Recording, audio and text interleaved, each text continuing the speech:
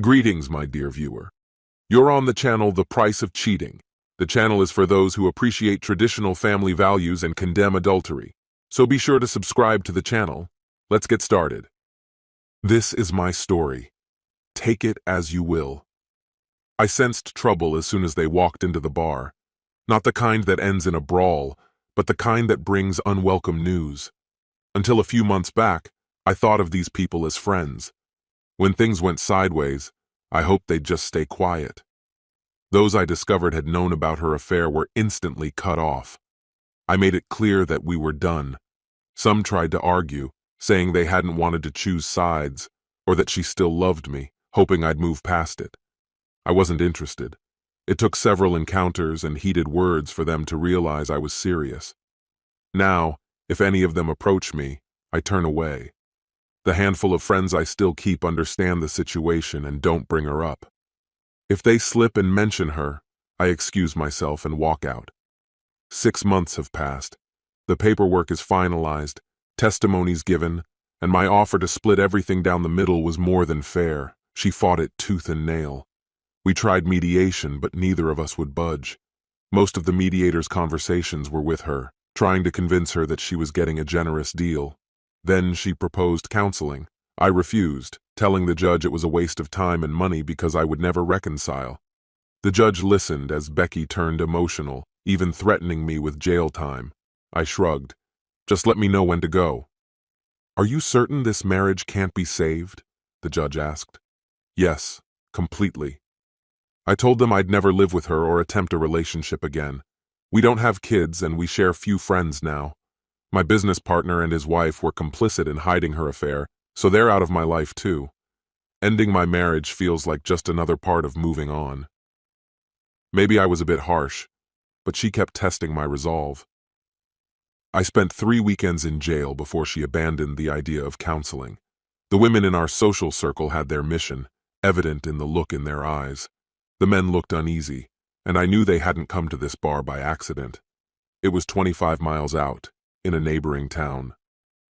I'd told my new bartender, a sharp woman in her 40s, that I no longer wanted to go to my old bar. She and her husband ran the place, and over time, she coaxed bits of my story from me. Married for 21 years, she'd seen it all. She was great because she never judged, though I could tell she sometimes wanted to. One night, I told her she could share her opinion just once, if it meant she'd stop wondering. When I finished, she looked me over. I've only heard your side, she said. Maybe it's just your version, but I doubt it. You probably did the right thing by leaving, but it might do you good to hear her side. It might help you understand, or maybe it'll just make you angrier. It's your choice. She ended with, "Next beer's on me." I admired this woman. She had a way of letting you drink as much as you wanted, but not without taking your keys first. She seemed to pick up on something when she saw the group walk in and noticed my face grow cold. "Friends?" she asked, tilting her head towards them.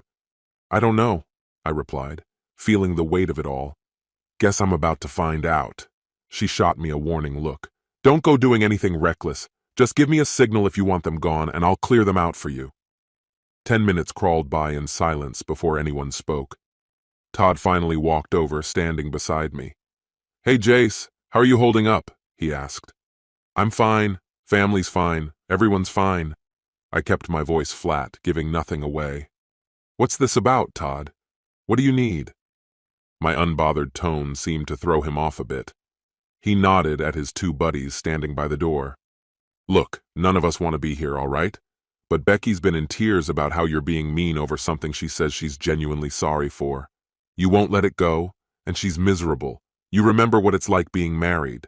Technically, you still are, and she just won't move on. So, we tracked you down, and here we are. Would you at least hear her out?" "And if I say no?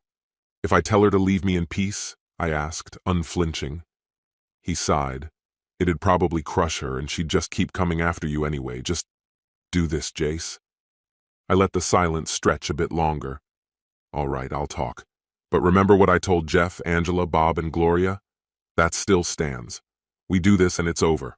I'm done. No more tracking me down." Todd clenched his jaw, but I didn't care. "Got it?" He looked a little wounded but nodded. Understood, he said. You've changed, man. Gotten so hard. Will I talk to them now? Sure, but let me ask you something first. I leaned in slightly. If your wife were unfaithful, would you forgive her? He chuckled bitterly. That wouldn't happen. She loves me. I gave him a long look. Yeah, Becky used to say the same thing. Didn't stop her, did it? Todd's face darkened as I continued. First, pass a message to Sandy and George. Tell them what I said and make sure they get it. Have them come over and say they're on board. I'm not sure they're as collected as you are. Then let the women know I'll give them 10 minutes, no more. They better choose their words carefully because this is the only shot they're getting. I leaned back, waving him off. Guess I've got time for one more beer. I turned my back on him, feeling his stare linger for a beat before he headed back to the others. I watched in the mirror as he filled them in, their heads snapping up as an argument started. After a moment, Sandy threw up his hands in exasperation and came over. I've always respected you, Jace. You didn't deserve this mess, he said, looking genuinely remorseful. I feel bad it came to this. Tina's the one pushing for this meeting, but I'm out after this. On the drive back, we're having a serious talk. This is the last time I get dragged into her meddling. Guess this is goodbye. He held out his hand. I shook it. Goodbye, Sandy. You're one of the good ones. If I'm ever back in town, I'll look you up. Just you, though. He gave me a nod of understanding. George, on the other hand, never liked me much, so he didn't seem to care. When I finally turned to face the women, they were watching me closely, waiting. I let a few seconds pass before I took a deep breath, walked over to their table, and sat down. They immediately started in, but I raised a hand, pulled out my phone, and set a 10-minute timer. I saw the flicker of irritation cross their faces. All right, I said coolly. You have 10 minutes. Go. Tina rolled her eyes in annoyance. Really, Jace? I glanced at the timer. 9 minutes and 49 seconds left, I responded. They all started talking at once, voices overlapping until they caught themselves, quieting and looking at Carrie as if she were their designated speaker. Carrie gave me an apologetic look before beginning. I know it's not our place to interfere, but before she could finish, I slammed my hand on the table, silencing them instantly. Exactly. This isn't your business, and you should stay out of it. But no, you just can't help yourselves, can you? You think, because we're all friends, that you need to help me see reason, right? I let the question hang for a moment, waiting. Then where were you when she was cheating on me? Why didn't you step in then? Any one of you could have told me, saved me from all that. But no one did. Some of you even covered for her. I'm done. I reset the timer. They sat there, stunned into silence, until finally, Carrie spoke up again, her tone strained. Jace, come on. It was a mistake. She didn't mean for it to happen. Silence followed, as if they didn't know how to respond. She's miserable, Carrie continued. Her parents barely speak to her. Her boss is fed up. She cried when she found out you kept her from getting fired. And? I replied, rolling my eyes. So she's facing some consequences now, and I'm just supposed to forget everything? Forgive and forget? Just like that? I shook my head. I'm a lot calmer when you're not pushing her back at me, honestly. Do you all really think you know what's best here? They exchanged uneasy glances, but nodded. Is that how you all feel? I asked. They nodded again, starting to talk over each other before I raised my hand to stop them. Let's pause the timer. I turned to Carrie. Carrie, let's say you found out George was cheating on you, and we all knew and kept it from you. Would you be able to just move on? Forgive him because you love him that much? Her expression darkened, but she managed a reluctant nod. Fine. And if it was a friend cheating? Could you forgive them too? Carrie shifted uncomfortably, the room thick with tension. I'd like to think I could. If they were really sorry, maybe. I couldn't help but grin. Good to know because Jan and George have been seeing each other for about 8 months now. I wasn't sure at first, but I heard the rumors. I paused for effect, then continued. Before you ask, I thought about telling you, but I figured you could find out on your own, just like I did. By then I was over it. Over all of you. That's why I left. People said folks here were more genuine. I looked at each of them, savoring the stunned silence. So keep your hypocritical advice to yourselves. For a moment, no one spoke, the weight of it all hanging heavy in the air. I took a deep breath. All right, Carrie, why don't you go tell Jan you forgive her? Jan, you can promise to stop in a few months. Just think, your marriage will be stronger than ever, just like the Cheater's Handbook says. I paused to catch my breath, then added, let's get Todd and George in here so we can really clear the air. And Carrie, don't be too quick to judge, or I might mention that guy from your last girls' trip to the beach. Tina, Sandy, you two might want to start looking for new friends. I stood up, giving them one last look. This group is done. As for me and Becky, we're done talking about it. But you all have plenty to work out amongst yourselves. I'm out of here. Let's never do this again. Goodbye. It might have seemed harsh, but I felt no remorse. The table had erupted into a chaotic scene, yelling, crying, and even a few slaps thrown in for good measure. Sandy had pulled Tina aside to another table, keeping his voice low but wagging a finger at her as she sobbed. Eventually, Marge, the bartender, gave them an ultimatum: calm down or take it elsewhere. One by one, they all filtered out, except for Tina and Sandy, who stayed behind. Tina approached me slowly, her gaze lowered. I'm sorry, she whispered, barely meeting my eyes. After a moment, she seemed to gather herself and looked up. It's just, we all thought you were the best of us. You two always seemed so happy, she continued. When you and Becky split up, I thought it was just a bump, something you'd work through. I don't think any of us realized how serious this was, least of all Becky. You're really over it, aren't you? Yes, Tina, I am. I gave her a reassuring look. But you've got it wrong. The two of you are the best people I know. Take this as a lesson. Be careful with your friends. Don't take anyone for granted. I gave her a nod toward the door.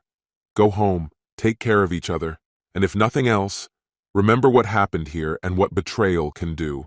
It's never as simple as it seems. Maybe I'll see you two around. Sandy squeezed her hand and offered a soft apology before they headed out, fingers intertwined. Marge glanced at their retreating figures. They seem like a sweet couple, those two. But the others? She shook her head. Might see more people from your hometown hitting up divorce court soon. I nodded, handing her my keys along with $30 for a cab ride home. Switching to whiskey, I sat back and let my own reaction sink in.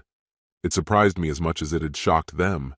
I always saw myself as a good guy, and maybe I still was, but betrayal hits differently when you're deeply invested in someone. The love I felt for Becky only intensified the sting. Funny thing is, I didn't even feel drawn to her at first. She was flirtatious, a bit unsettled, and we didn't date for 2 years after meeting. She was best friends with Cindy, my business partner's wife, who kept trying to push us together. Give it a rest, Sin, I'd say, grinning. We're just not into each other. Speak for yourself. I know she's interested. You'd be good for her, Cindy would insist. Half drunk, I'd kiss her on the cheek and tease her. But would she be good for me, dear Sin? Cindy let it go, for a while anyway. Months later, Alan, my business partner, approached me with a favor. Jace, I know it's short notice, but Cindy, Becky, her boyfriend, and I are all going to the theater tomorrow. Mamma Mia is playing, and you've been talking about that show for ages. Becky's boyfriend just broke up with her, and she's in rough shape. Would you come along and keep her company? I thought about it, then shrugged. Thanks, but no thanks, Al. Not sure I'd enjoy it with someone nursing a broken heart. Besides, you've been hyping this show up for weeks. I'll pass. We chuckled, and I thought that was the end of it. Later that evening, though, Cindy called me. Please, Jace, she's really in a bad place. Just go. Give her a night with a decent guy. I don't know, Sin. I'm not sure I'm up for comforting someone who's falling apart, I replied. She won't fall apart. I promise, Cindy pleaded. Just, please, Jace. I'm asking as a friend. I sighed, feeling the persistence wear me down. Fine, but only because I want to see the show. You jerk, Cindy laughed. Now I have to pick up some fancy lube on the way home, maybe cherry-flavored. We shared a laugh, the image both ridiculous and oddly comforting. Alan was 64, with a beard adding years to his appearance. Cindy, on the other hand, couldn't have been much over 53. Really, though, thanks for setting this up, but if tonight is a letdown, you owe me, I teased. With that, we turned our focus back to work. Dinner came first. Becky joined us, appearing subdued but not in a way that demanded attention. I realized I hadn't truly looked at her before. Slim and in good shape, she was around 57, with a petite build and auburn hair styled in soft waves falling to her shoulders. She had a beautiful face, with lively brown eyes and a mouth that hinted at a quiet confidence. She knew her appeal and wasn't above using it to get what she wanted. I'd watched her charm men, only to leave them mystified and grinning when she strolled away. We later attended a show, and afterward the girls broke into their favorite song from the performance, singing in the parking lot. Grinning at Al, I joined in, and soon half the lot was singing the finale with us. Afterward, I suggested we head to a quiet club for a drink, a place where conversation wouldn't be drowned out by noise. There was a small band, 2 keyboardists, a drummer, and a musician alternating between guitar and bass. The music was soft and slow, ideal for the couples swaying on the modest dance floor. Soon enough, Alan and Cindy drifted to the dance floor and Becky nudged me to join her. We danced, the rhythm soothing. She leaned in and whispered, "Thank you." "For what?" I asked, caught off guard. "For reminding me that there are still good men out there," she replied. "Cindy told me to behave tonight, and I'm trying. I know you didn't want to come, but I'm really glad you did." I found myself replying, "Me too," and I realized it was true. "Becky, whether you realize it or not, you're a remarkable woman. Dial back the flirting, find someone who appreciates you, and you'll be genuinely happy. No judgment. It's just something I've picked up over the years." Her expression softened. "Thank you. Do you really think that of me?" I smiled. "Yeah, and you've got the nicest figure I've ever seen, too." She laughed, nudging me lightly.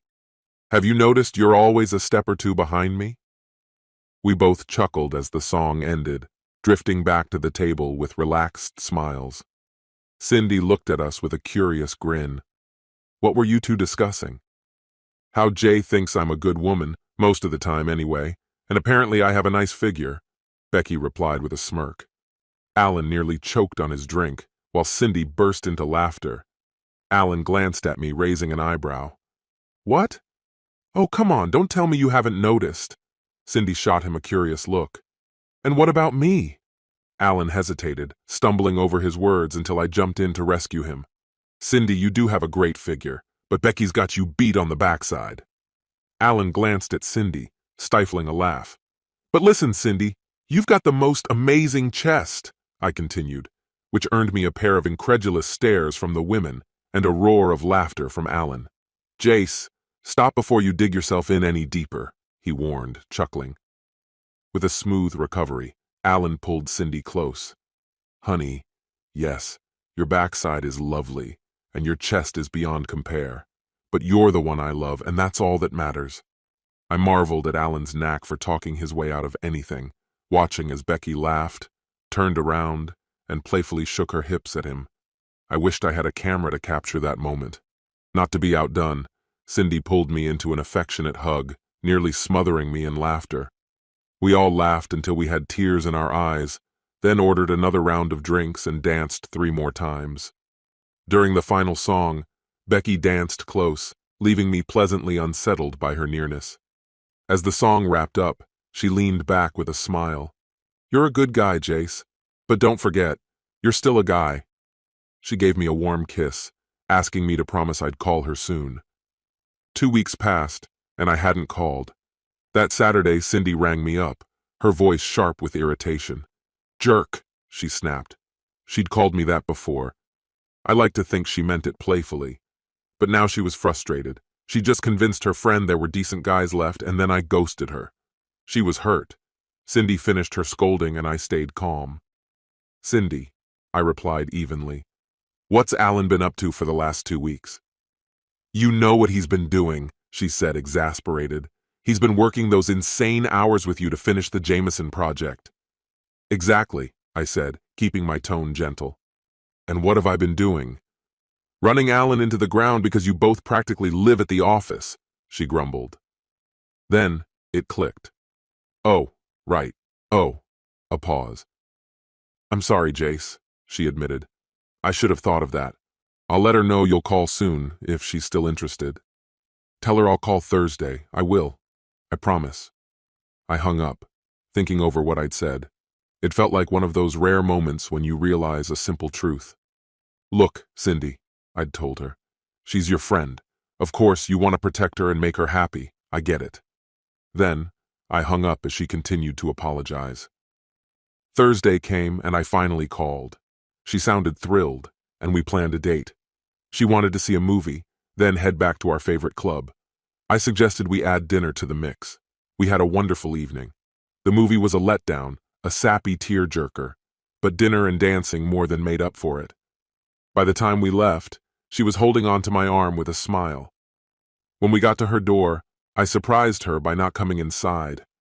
She looked disappointed until I explained. I'd love to, really, but Alan and I have work tomorrow. We're almost done with a big project, and this job, plus another we're hoping to secure, could make things a lot more stable for us. Calling her honey seemed to hit just the right note. She pulled me into a passionate kiss, followed by another. Finally, I had to pull back. Wow. Do you know how hard it's going to be focusing at work tomorrow, thinking about these kisses? If I mess up the job, it's your fault. She laughed, a sweet sound. You'll be fine. If you like those kisses, just wait. There are even better ones. That wasn't even my best. That was an I really like you first date kiss. Keep impressing me and you'll get my very best soon, she teased, giving me a playful push. Now go, conquer the business world, and call me soon. The next day, she and Cindy surprised us by showing up at the office, arms full of home-cooked food. You guys need to eat, don't you? She declared, breezing past me. They spread a feast on the conference table, letting us take a break from work. When we were done, they packed up and cleaned everything. I found her bouncing on the conference table, testing its sturdiness. What are you doing? I asked, amused. Just making sure it's strong enough, she said with a grin. I don't want it collapsing when we celebrate. Cindy laughed and joined her, sharing in the playful moment. Yeah, it'll hold us, I said. Goodbye, sweetheart. Becky stood up and waved. Goodbye, honey. Can't wait to see you this weekend. We're heading to the lake, to grill, swim, and relax. You all could use a bit of sun, she teased. Working in advertising has taught me that it's essential to spotlight the best aspects and keep flaws hidden. Both girls had brand new swimsuits. Becky's top was modest enough, but her bottom was barely there. Cindy, on the other hand, had a conservative bottom paired with a top that left little to the imagination.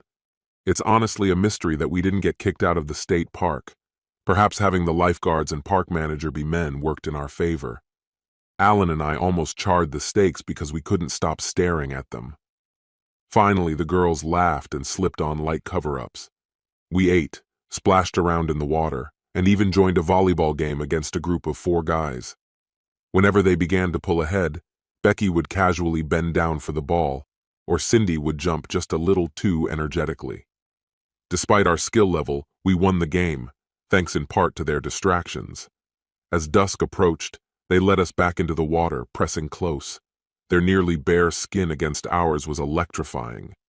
We started kissing until Becky pulled back, ducking underwater, only to surface with a playful grin. Cindy followed her lead. Sorry, she said, a teasing smile on her lips. We were getting a bit too warm. That evening left a lasting impression on me. Even now, amid the heartache and loss, I can't help but remember that night. We were inseparable back then. Cindy and Alan would often meet up with us for lunch once or twice a week. One of us would bring food, the other would pick something up. We learned that the conference table was pretty sturdy. Unfortunately, the couch was less so. We ended up having to replace it after one of Alan and Cindy's particularly spirited lunches. We were on the brink of moving in together when we hit a rough patch. Looking back, I think of it as a red flag I should have heeded. We'd landed a significant client we'd been aiming for, and the workload became intense until we could afford extra help. Since I usually put in more hours than Alan so he could spend time with Cindy, Becky and I hadn't been out in nearly a month. She was used to a lot of attention, and it didn't sit well with her. Our last 2 calls were tense, despite my attempts to apologize. One Saturday around 5, I'd had enough. I decided to call her up and suggest we spend some time together, but she wasn't home. I called Cindy, who told me Becky was out with her coworkers. She even scolded me for not being attentive enough. Irritated, I responded, "Fine. Starting next week, tell Alan he's working every hour I work. Sound good?" She tried to take back her words, but I hung up. 40 minutes later, Becky called. "Where are you?" she asked. "I couldn't reach you, so I'm back at work. Enjoy your night out. I'll call you tomorrow." I didn't wait for her to reply before ending the call. Cindy's comment had dampened my mood, and I needed some time alone. I returned to the office but decided to grab a bite. A small place down the block served incredible hot dogs, so I stopped in and ordered 2 loaded with toppings, along with a side of freshly made onion rings. After all, there was no one to kiss tonight, right? Still, I popped a few breath mints on my way out. As I headed home, I remembered a club Cindy had mentioned once. It was a bit like another spot we liked, only with a jazz theme. She'd heard about it and thought it could be a fun change of pace. Whether or not I ran into anyone I knew, I figured it might be worth checking out. The bar had a warm, inviting ambiance, with low lighting that softened the edges of dark wood furnishings and a cozy, pub-style kitchen setup. A small 3-piece jazz band was playing, filling the space with music from a drum set, piano, and upright bass. They were pretty good, even though jazz wasn't really my thing. The sound of Becky's laugh drifted over to me, and I remember feeling a small surge of happiness. This was the spot she and her girlfriends had chosen for a night out, just as I was checking it out myself. I stepped further into the lounge and spotted her, arm in arm with a man I didn't recognize as they made their way toward the dance floor. I didn't feel alarmed. Becky and I had danced with others before. It wasn't unusual. Even though we accepted invitations to dance, it wasn't something we did often. I glanced around and noticed there weren't any single women in sight, so I decided to hang back and see how the night played out. I found an empty table along the side and took a seat, keeping my distance. They danced 3 more times, and by the 3rd song, he had his hand settled low on her waist. The kiss they shared at the end of their dance, and again back at their table, left no room for doubt. We hadn't set any strict boundaries about exclusivity, but I'd expected her to be upfront if she was seeing someone else. I can't deny. It hurt. Deeply. Accepting it as a life lesson, I was about to leave when I remembered her casual remark about a night out with the girls. I flagged down the waitress and tipped her $20 to deliver a round of drinks to their table in 5 minutes. She eyed me carefully and asked if this was going to cause any trouble. I reassured her that I'd be leaving and simply told her that they were old friends, and I wanted to send them a drink before heading out. She seemed to accept it, even if partially. Once she turned to go, I waited a moment before calling Becky's phone. The band took a break just then, and I could hear her phone ringing across the room as she reached for it, saying something to the guy beside her. "Hi, honey. Did you change your mind?"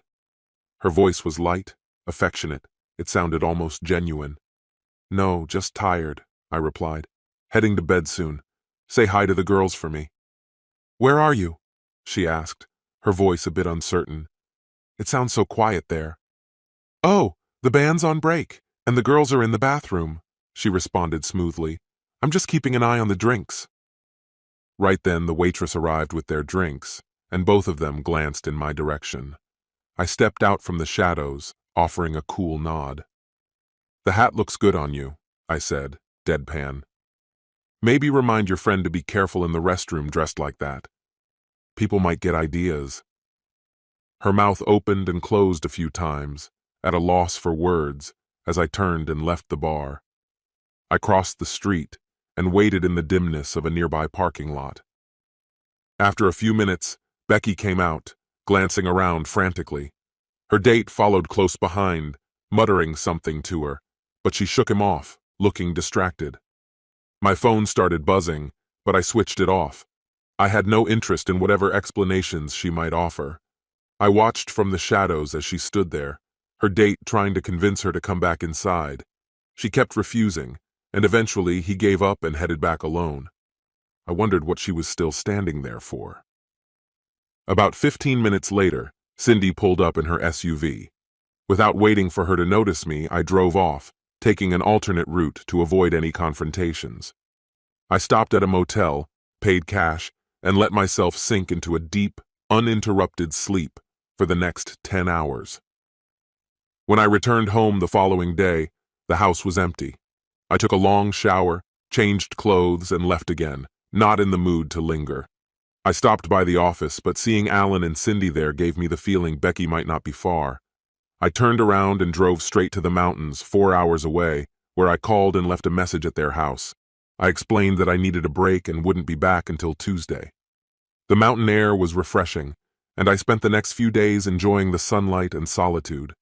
I ate whenever and whatever I felt like, and even stopped by a tourist shop to pick up a few souvenirs. Tuesday morning, I arrived at the office early, parking my car out of sight. When Alan spotted me, he nearly jumped in surprise, his hand darting for his phone. "Use that, and I'm off for the rest of the week." "Clear?" I said, locking eyes with him to make sure he understood. He nodded, his gaze unwavering. "Good, let's dive in." The break had recharged me. I felt sharp, brimming with fresh ideas. "Let me know what you think," I said, and we dove into the work, powering through until lunchtime. By noon, he seemed energized by our new direction. I told him I'd be back in an hour, even though I usually just grabbed a quick sandwich at my desk to keep the momentum going. When I returned, Cindy showed up shortly after. She looked tense, but before she could say a word, I raised a hand to stop her. "Let me go first. Becky doesn't owe me anything except honesty. We never agreed to be exclusive. I wouldn't have liked it, but I would have understood if she wanted to see other people. But lying about who she was with and where she was, that's different. That says something." Cindy opened her mouth to respond, but I held up my hand again. "I'm not done. Tell her not to contact me. I'll reach out when I'm ready this week. And one more thing. Did you know she was out on a date and lied to me about it? Because if I think you were in on it, that's going to affect our friendship. If I can't trust you, you're not my friend. Got it?" Cindy looked taken aback, her face pale, and I noticed Alan fidgeting uncomfortably nearby. "I didn't know," she said after a pause. "If I had, I would have stopped her. I'm furious with her, Jace. I thought she was maturing. I really let her have it." "When?" I pressed. "What do you mean?" she asked, confused. "When did you confront her?" "That same night," she replied, looking defensive. "She called me from the club, crying. We spent half the night searching for you. Eventually, we just crashed at my place for a few hours. By the time we woke up, you had already left. Can I at least call her and let her know you're back and willing to talk?" I sighed, softening a little. Maybe she was telling the truth. "Fine. Go ahead. But let's get back to work. You've got a lifestyle to maintain." By 6, I was ready to call it a day. "I'm done," I told Alan. "Are you serious? There's still so much to do." "And it'll be here tomorrow," I replied.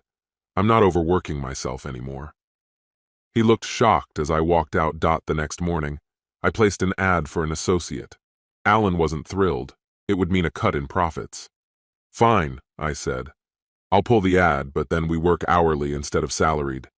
He knew I clocked more hours than he did and dropped the argument. I ended up hiring a recent graduate. Sharp, but still green. I invested time in her training and she picked things up fast. With her on board, our workload became manageable and our business grew. Ada and I kept the creative ideas rolling while Alan handled the client side of things. True to my word, I called Becky. There was silence on her end until she finally managed. "I'm sorry." "For what exactly?" I asked, keeping my tone steady. "I wasn't about to make this easy. For lying to you, for going out behind your back, I felt trapped and needed to get out for a bit. I wasn't going to do anything more. I just needed someone to talk to." She hadn't expected my response. "I get it. You hadn't given any promises, but I still expected honesty, and you lied. So how am I supposed to trust you now? I was hoping there could be something real between us.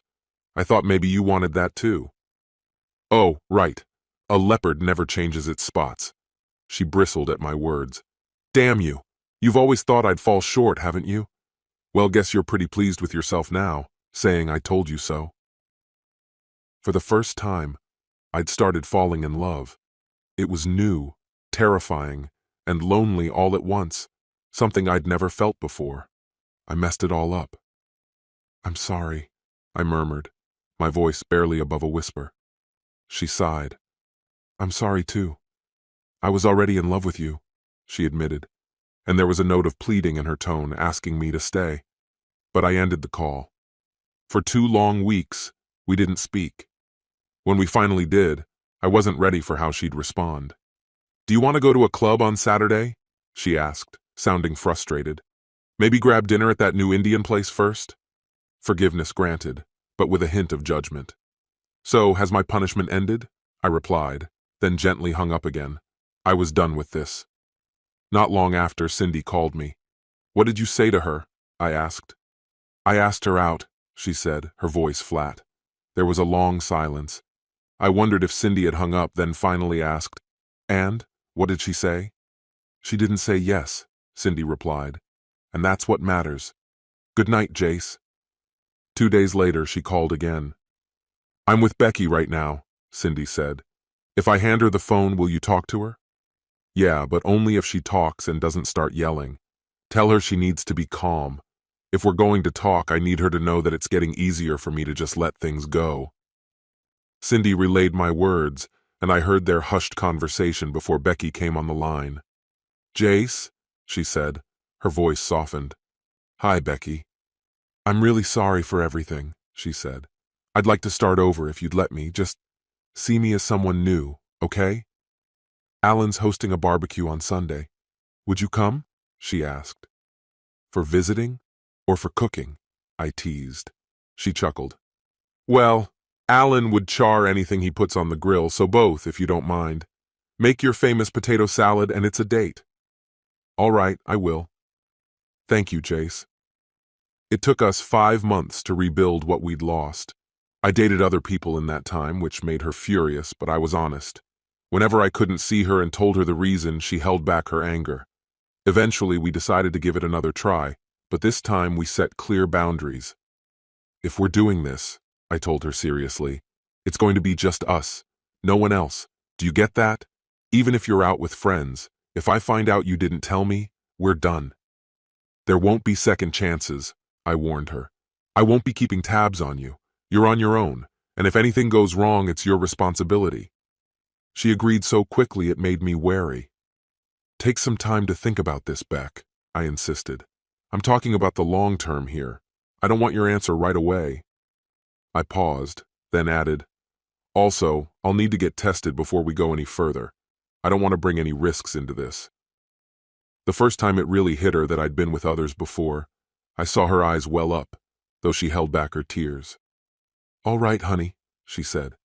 I haven't been with anyone else since you, but I'll go get tested too. My mind's already made up. A week later, with clean test results in hand, we traded keys to each other's apartments. Being with Becky was always thrilling, but getting close again took a toll on me. I was sore, drained, and even dozed off at work twice. Alan mentioned something to Cindy, and soon enough she told Becky to ease up on me occasionally. Becky agreed, though I could tell it wasn't her first choice. I kept my long hours, just not quite as intense as before. Through it all, I'd learned to set priorities. After 8 months of living together, I called her at work. Can you get off early today? There's something important. She didn't hesitate, and I picked her up with a fast food bag in hand. Sorry, babe, I said, handing it over. This'll have to hold you over till dinner. I wouldn't say a word about my plans, only that it was a surprise. We drove into a nice neighborhood, stopping in front of a house with a for sale sign and a realtor waiting outside. The realtor smiled and asked, Is this your wife? I grinned. Maybe, I said. I'll know by the end of the day. Becky looked at me like I'd completely lost it. All right, let's have a look, shall we? The realtor led us inside, chatting away. Men, bless them, rarely understand what makes a house a home, wouldn't you agree? They get the structure, brick and wood, but not the comfort, the possibilities. It was a cozy place, 3 bedrooms, a big yard, and a small patio. Could you give us a minute? Becky asked the realtor, then pulled me into the living room. She glanced around, taking it in, then looked at me, her expression a mix of wonder and suspicion. Okay, what is going on? Isn't it obvious? I replied. We're house hunting. I explained, I don't want to start our married life in an apartment, and we'll need room when we have kids. She looked like she hadn't heard anything past married life before she threw herself into my arms. My head scraped against the mantel, but I barely noticed. She cried, laughed, then got serious all at once. So, where's my ring? She asked. I thought we could pick it out together, I said. The realtor wandered back in, overhearing my last line, and chuckled. Told you, men are clueless. Ready to see a few more homes? Becky was so excited she practically dragged us from house to house. I sat back while she and the realtor discussed things like location, schools, and shopping options. After 5 minutes, I lost track.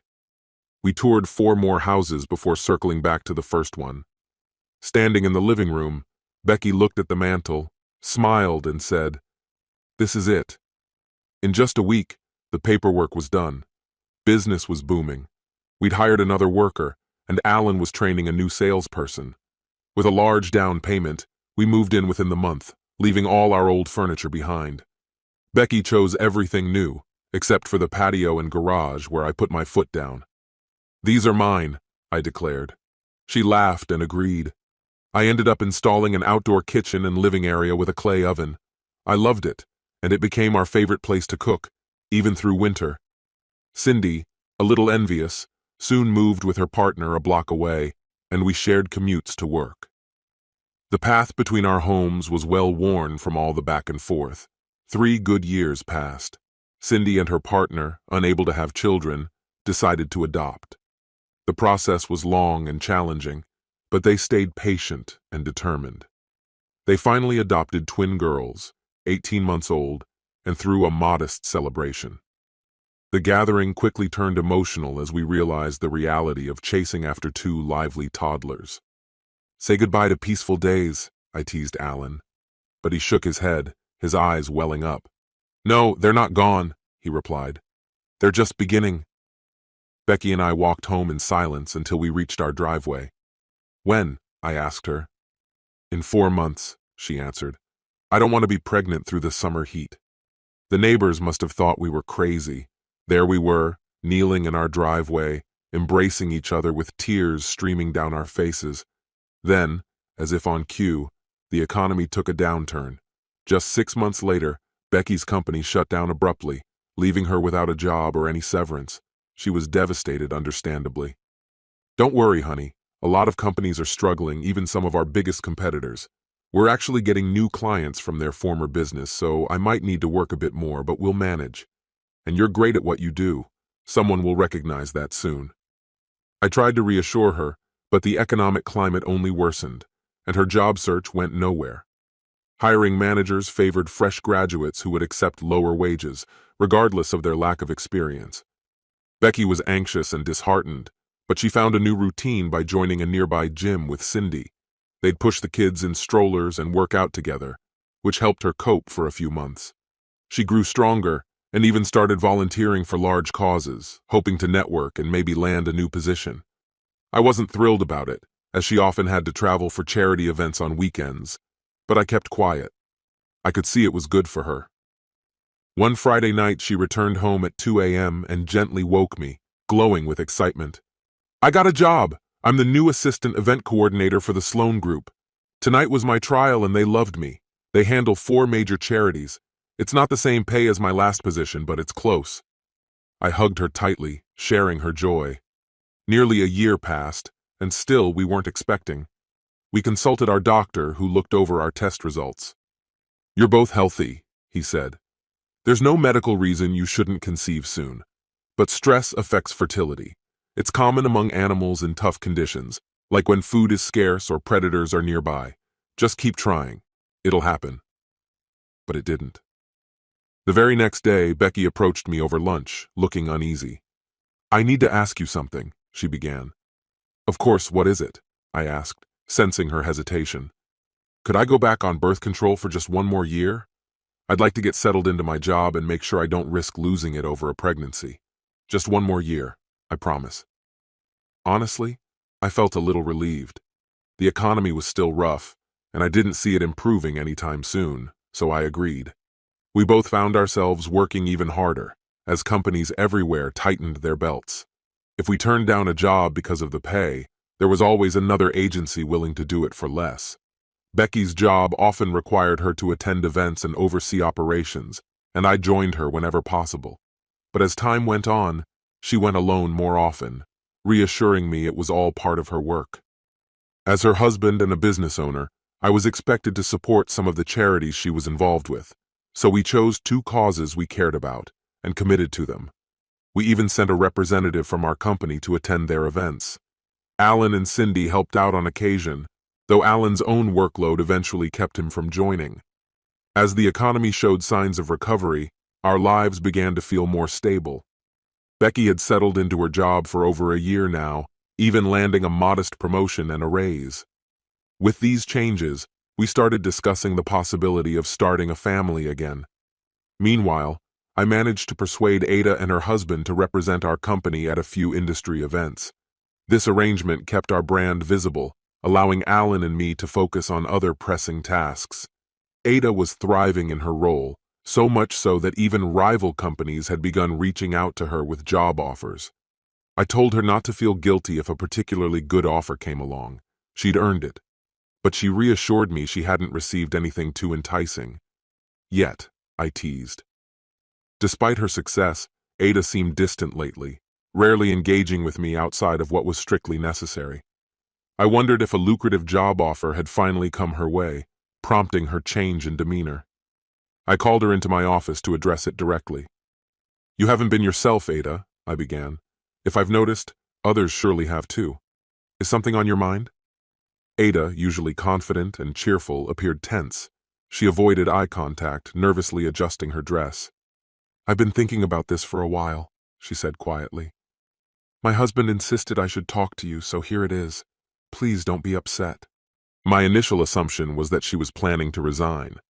But instead, she reached for her tablet, nervously scrolling through it before handing it to me. What I saw left me speechless. A sequence of photos of Becky with a man I didn't recognize. In the images, they laughed together, held hands, kissed, even danced closely, his hands resting on her hips. Another photo captured an intimate moment in a dimly lit room, the two locked in a passionate embrace. "These were taken over the last few events we've both attended," Ada explained. "I don't think she recognizes me or even knows that I work for you. The last time I saw her, she was polite but professional." She paused, visibly uncomfortable. "Maybe you already knew about this, but I didn't want to assume. Please don't be angry with me." I sat in shock, struggling to process it all. Part of me wanted to dismiss it as some elaborate joke, a setup that Becky and our friends might reveal with laughter and reassurance. But deep down, I sensed the truth. After a long moment, I assured Ada her job was safe and asked her to send the images to my computer. She looked at me with concern. "You didn't know, did you?" she asked softly. "I'm so sorry. If you need anything, I'm here." She walked over and gave me a hug, a rare gesture in all our years working together. "Again, I'm really sorry." "So am I," I replied. "Please, let's keep this between us." She nodded, promising to keep her silence, then left, clearly unsettled by the look on my face. Usually I could think of some course of action, but this time I felt paralyzed. In search of clarity, I turned to what I always did when faced with a complex problem. I started gathering information. All I had were a handful of photos taken by an amateur, and I needed more concrete evidence. Enter Johnny Walker, a private investigator with a reputation for discretion and precision, despite the irony that he hated Scotch. "I should have been called Jim or Jack," he once joked. "I'm a bourbon guy through and through." After hearing his credentials, I hired him. Within 2 weeks, Johnny had compiled everything I needed. We arranged to meet discreetly at a bar his friend owned, in a private room away from prying eyes. I wanted to avoid visiting his office and left nothing to chance, even going as far as buying a burner phone solely for our conversations. I stored it, locked, in my desk drawer. I know it may sound excessive, but if this investigation turned out to be a misunderstanding, I didn't want Becky discovering that I'd been checking up on her. That would only make matters worse. As he handed me a small briefcase, he spoke with a measured tone. Everything's here. Photos, videos, interviews with her friends and colleagues. Surprisingly, some of them didn't even know she was married. She doesn't wear her rings at the office. They didn't take many precautions. I nodded solemnly, sliding a check his way and reaching for the briefcase. But he paused me with a concerned look. You're not going to do anything rash, are you? Something destructive? Violent? His words hung in the air as he studied me. You've been handling this so calmly, and that's not always a good sign. Look, it's just not worth ending up in jail over. If you can't forgive her, just walk away, let it go. I reassured him. I have no intention of hurting them, not physically at least. They both went into this knowingly, fully aware of the risks if they got caught. I let his words settle, then continued. I'm not interested in hiding assets, making unreasonable demands, or playing mind games. And I won't fight to keep her. Marriage shouldn't be a battle, and she chose to break it. So I'll walk away. Does that make me weak? I paused, then shook my head. No, it doesn't. It shows strength. It shows judgment. He nodded, almost approvingly. Staying calm and thinking straight in a situation like this, that's rare. They probably didn't consider the fallout. Most people don't. He looked at me intently. Do you have a lawyer yet? I shook my head. He scribbled some names on a notepad, tore off the sheet, and handed it to me. These three are solid. The first one's a bit of a bulldog. He loves a fight. The second one focuses on reconciling couples, which may not be what you need here. But the third one? He's your guy. He's known for keeping things amicable, smooth, while still looking out for his clients. If you don't have anyone else in mind, give him a call. Mention me, and he'll give you a discount. As he moved toward the door, he gave one last piece of advice. If I were you, I wouldn't watch the DVD or look through the photos. It won't help. It'll only fuel bitterness. Same goes for the report. You already know enough, but read the red envelope. There's some stuff in there about your friends and what they knew about her affair. And as you requested, we'll keep the phone tap on for another 2 weeks. Again, I suggest not listening. He left, and I carried the briefcase back to my office. After locking it in the bottom drawer of my filing cabinet, I took out only the red envelope and set it aside, following his advice, for now. Then I picked up the phone and dialed the third lawyer on the list. Paul Whitfield ran a small firm with 2 partners in a stately old building with elegant trim, lofty ceilings, and ceiling fans from another era. Noticing my glance around, he smiled. We own the place. I insisted on keeping the fans. They add a bit of charm. I felt an immediate sense of ease with him. As our meeting progressed, he opened up, and by the end I knew I could trust him with the divorce. He favored an amicable approach and was confident he could improve my settlement. Given it wasn't a no-fault state, he said things could work in our favor if she didn't contest. Do you think she'll put up a fight? He asked. I hesitated. Honestly, I have no idea what she's thinking or planning anymore. When can we file? Thursday or Friday. Your call. After a moment, I replied, Could we do it on Saturday evening? He raised an eyebrow. This isn't about to turn into a spectacle, is it? For the first time in a while, I smiled. Probably. All right, he said, grinning.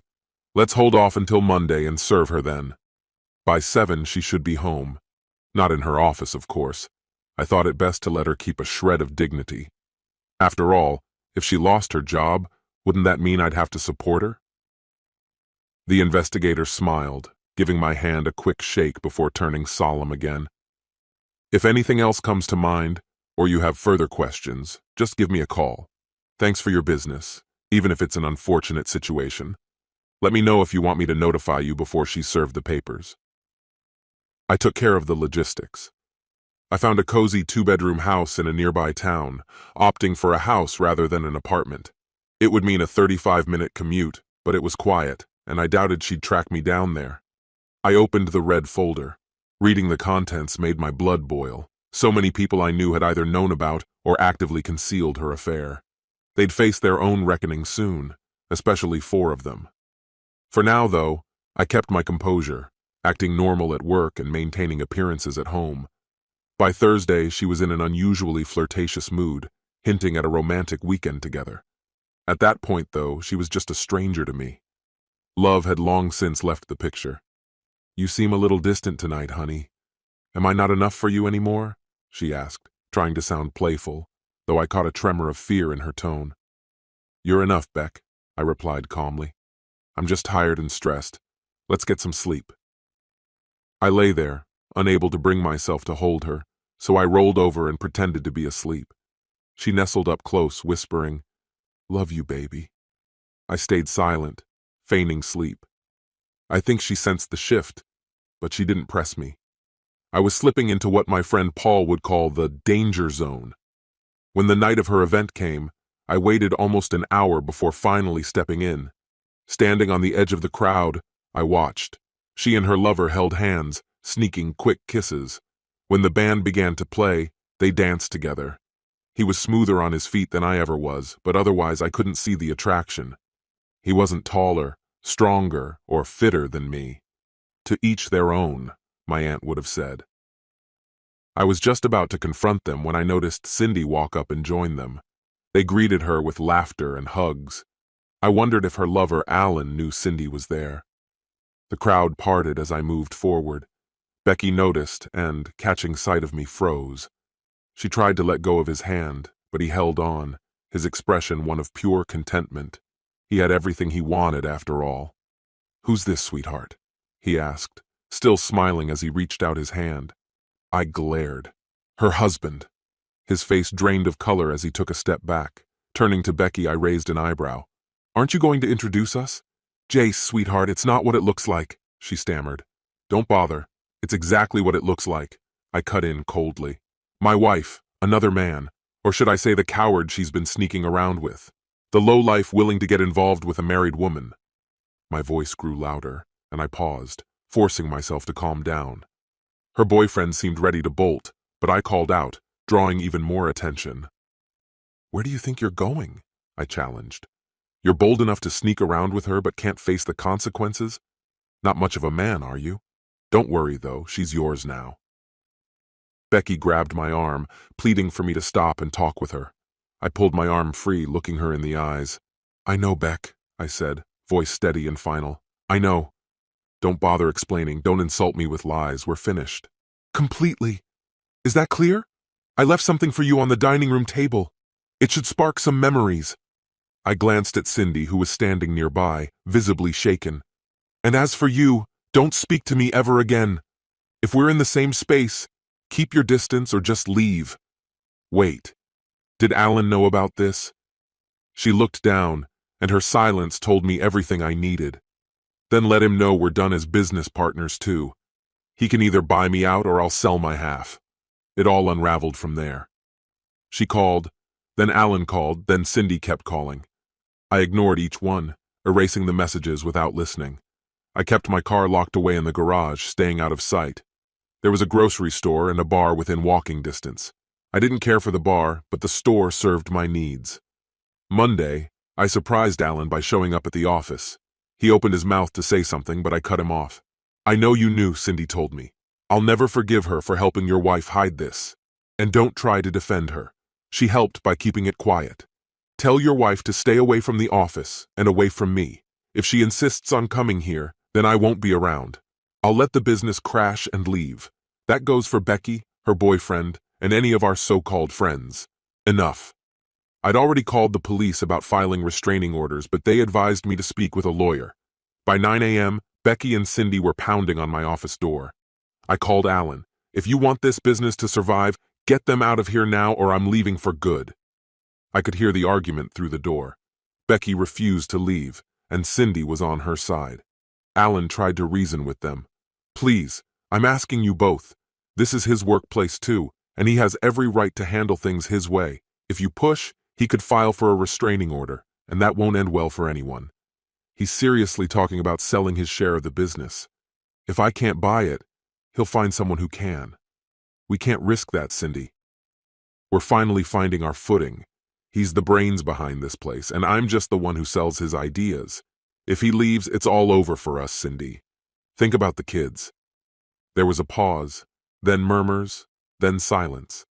A few minutes later, he called to let me know, "They're gone. You can come out now." I shook my head. "No thanks. I'm staying right here where I don't have to deal with this mess. You go back to work, figure out your next move, and send Ada in, please." He started pleading, but I hung up. It had been an eventful few days. "Want to hear about it?" she asked, settling into a chair across from me. My curiosity got the better of me, so I nodded. "I was there. You probably don't even remember, do you?" "I almost lost it when I saw you," she said. "Mac, her husband, and I tried to catch up with you, but you were too fast.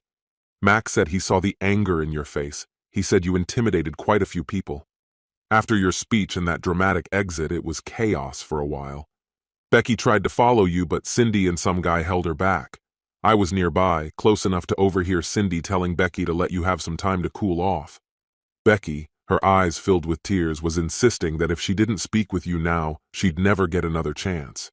But by the time she broke free, you were already gone. Not long after, a lot of the guests started heading out. It seemed the donations that evening fell short of their goal. She paused and looked over at me. "Do you know who that guy was?" she asked. I nodded.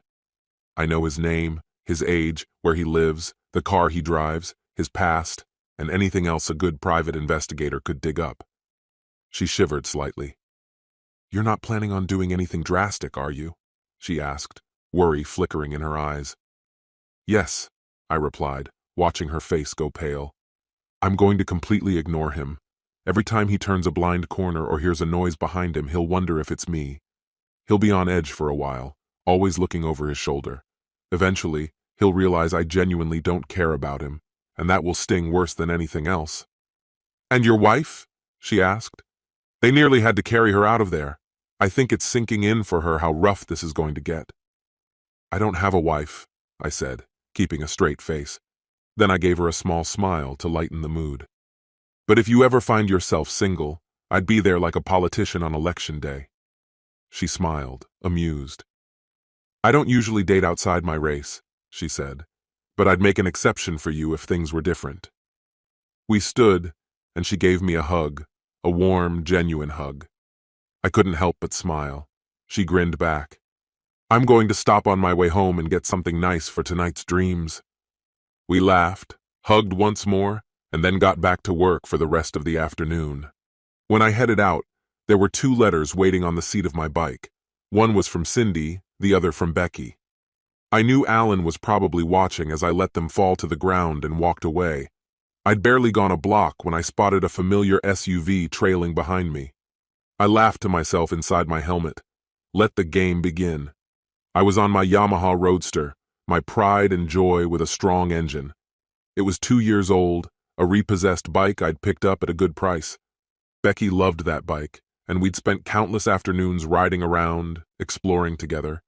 Keeping them close, I suddenly took a right turn on red. They were a couple of cars behind and ended up stuck at the light. I ducked into a parking lot 3 blocks down, waited until I saw them drive past, then looped back the way I came. By the time I pulled into my garage, they were likely still circling, searching for me. I carried a burner phone and left my regular one locked in my desk drawer. I still used it for business, but I screened and deleted everything except calls from my clients and my lawyer. Eventually, Becky sent a registered letter. I signed for it but sent it back unopened. My lawyer was handling all communications. "She's a firecracker," he said with a slight grin, "and she knows some colorful language." She was staying in the house, and I was paying half the mortgage. I told my lawyer to make it clear that 6 months after the divorce, I'd stop covering that payment. Ideally, we'd sell the place or she'd buy me out, but I knew she couldn't afford it. She refused to get a lawyer of her own. Paul shrugged. "She's not required to, but I can guarantee that the judge will strongly recommend she get one at the first hearing. That'll be her first attempt to drag this out as long as she can." "She's not letting go," I said, recalling the determination in her eyes. "I'm fine with billing the hours," he replied, "but at some point you'll need to either speak with her or consider backing off and dropping the petition." He caught my look and quickly raised his hands. I'm not saying you should go back to her. Just keep ignoring her. It may take time, but eventually she'll grow tired of this and agree to the divorce. He paused. Let's wait until the hearing. Maybe she'll come to realize she's fighting a losing battle and make things easier. Do you really think so? For a brief moment, a sliver of hope sparked in me. Not a chance, he replied with a smirk, escorting me to the door. Later, she even sent her friends to try talking to me. Bad move. It backfired spectacularly. Word spread about my reaction, and soon most of them got the message. That topic was completely off limits. Then her mother reached out. I'd always liked her, so I told her that if she ever needed anything, I'd be more than happy to help. But I warned that if she brought up her daughter again, we'd never speak. My mom got involved next, trying to make me see things her way. I pushed back, explaining my side. It didn't go over well, so I left and stayed away for 3 months. But the moment I returned, she started in again, urging me to be reasonable. I left again. 2 weeks later she called, voice choked with tears, and promised never to bring it up again. I think she finally understood. Yet now, she just gave me that quiet, resigned look that seemed to say, "You know I'm right." She mentioned, almost in passing, that maybe I should talk to someone. "This anger is changing you, honey. It's not good. You need to find your balance for your own peace." I reflected on her words for a while, trying to keep my anger separate from the rest of my life. It didn't work. It was worst whenever I saw Cindy. She still dropped by the office sometimes, though she'd learned not to bring anything up. My gaze alone communicated my thoughts. Cindy and Alan were struggling. The stress was palpable as they worked to salvage the business. Alan tried once to talk to me. By that point, I'd cooled enough to hear him out, though trust was a different matter. "Jace, please," he pleaded. "If you pull out, I'll be done in 6 months. I've put in as much effort as you have. I'll lose everything. The house, the cars. I've got kids depending on me. They need a good life." Instead of calming me, his words only fueled my anger. "Really? You're playing the kids card? Did it ever cross your mind how I'd feel after learning my closest friends had betrayed me? You should have considered that from the start." "Maybe," I shot back. "If you'd remembered how I reacted last time this happened, you would have stepped in. Were the kids on your mind while you lied to me?" His face flushed with anger. "Get over yourself, Jace. Think about the damage you're causing because you're hurt. She cheated on you. I'm sorry for that. I never should have let myself get involved with Cindy. I was just trying to protect you. Do I need to fight you to make you understand?" That was the wrong move. Protect me? Then why didn't you tell her she was crossing a line, or threaten to tell me if she didn't stop? I think you were more worried about the business than about me. This cash flow is over, Alan. You're talented. You'll find a job easily, especially with the economy picking up. Life might not be as comfortable, but you'll manage. Cindy could get a job too. Might be just the wake-up call she needs. And as for fighting me, don't think I wouldn't enjoy it. Mom says I need an outlet for my anger, and beating you up might do the trick. Now, if you're done here, you can leave my office. Why don't you go work on your resume or something useful? Alan was towering over me at 6'4" and carried about 60 pounds more than I did, but he didn't have my fury. I'm 6 feet tall, and every inch of me was brimming with rage. Before he could even get a word out after grabbing and spinning me around, I unleashed everything I had into a punch aimed squarely at his face. My fist connected right between his eyes, and he dropped like a building crumbling to the ground. I stood over him, slowly rubbing my knuckles. "We're finished here," I told him coldly. "Get out. Don't come back unless I give you a reason to." As Alan lay there, the door creaked open. Ben, our new sales guy, stared in shock from the hallway, mouth agape. "Help him up, will you?" I told Ben, feeling the need to leave. "I'll finish the day from home." 2 days passed before I returned to the office. Alan had received treatment for a concussion, and his eyes were framed with dark bruises that made him look like a raccoon. From that day forward, we communicated strictly by email. The incident haunted me. I realized that Punch had terrified me as much as it had him. My mom had always told me I needed help managing my anger, and I was finally beginning to believe her. Determined to make a change, I found one of the top therapists around, Kathy Grimes. It took 2 weeks to get an appointment, and when I finally met her, I was struck by her warmth. She was professional, around my age, and the family photos lining her office walls told of a happy home life with 2 kids in their preteens. "Nice-looking kids," I commented, nodding at the photos. She smiled and replied, "Thank you. Do you have any of your own?" I shook my head, sighing. "I don't think that'll ever happen for me." She gave me a sympathetic look. "In this line of work, I've learned never to say never. You're young. There's plenty of time." She gestured toward the room. "Feel free to sit wherever you're most comfortable, chair or table." Her office felt like a cozy living room, with a small wooden table set with cushions on the chairs in one corner. I opted for the table, and she smiled approvingly. "Good choice. People usually find it more comfortable." She set a pitcher of water, a coffee pot, and a plate of homemade oatmeal raisin cookies on the table. "Water or coffee?" she asked, offering a choice before we got down to business. After filling my glass with water, she jumped straight into the session. "Let's start with why you're here and what you're hoping to accomplish by the end of our time together." Her directness was refreshing. I took a deep breath. "I'm struggling with anger issues," I admitted. "I want to learn to control it.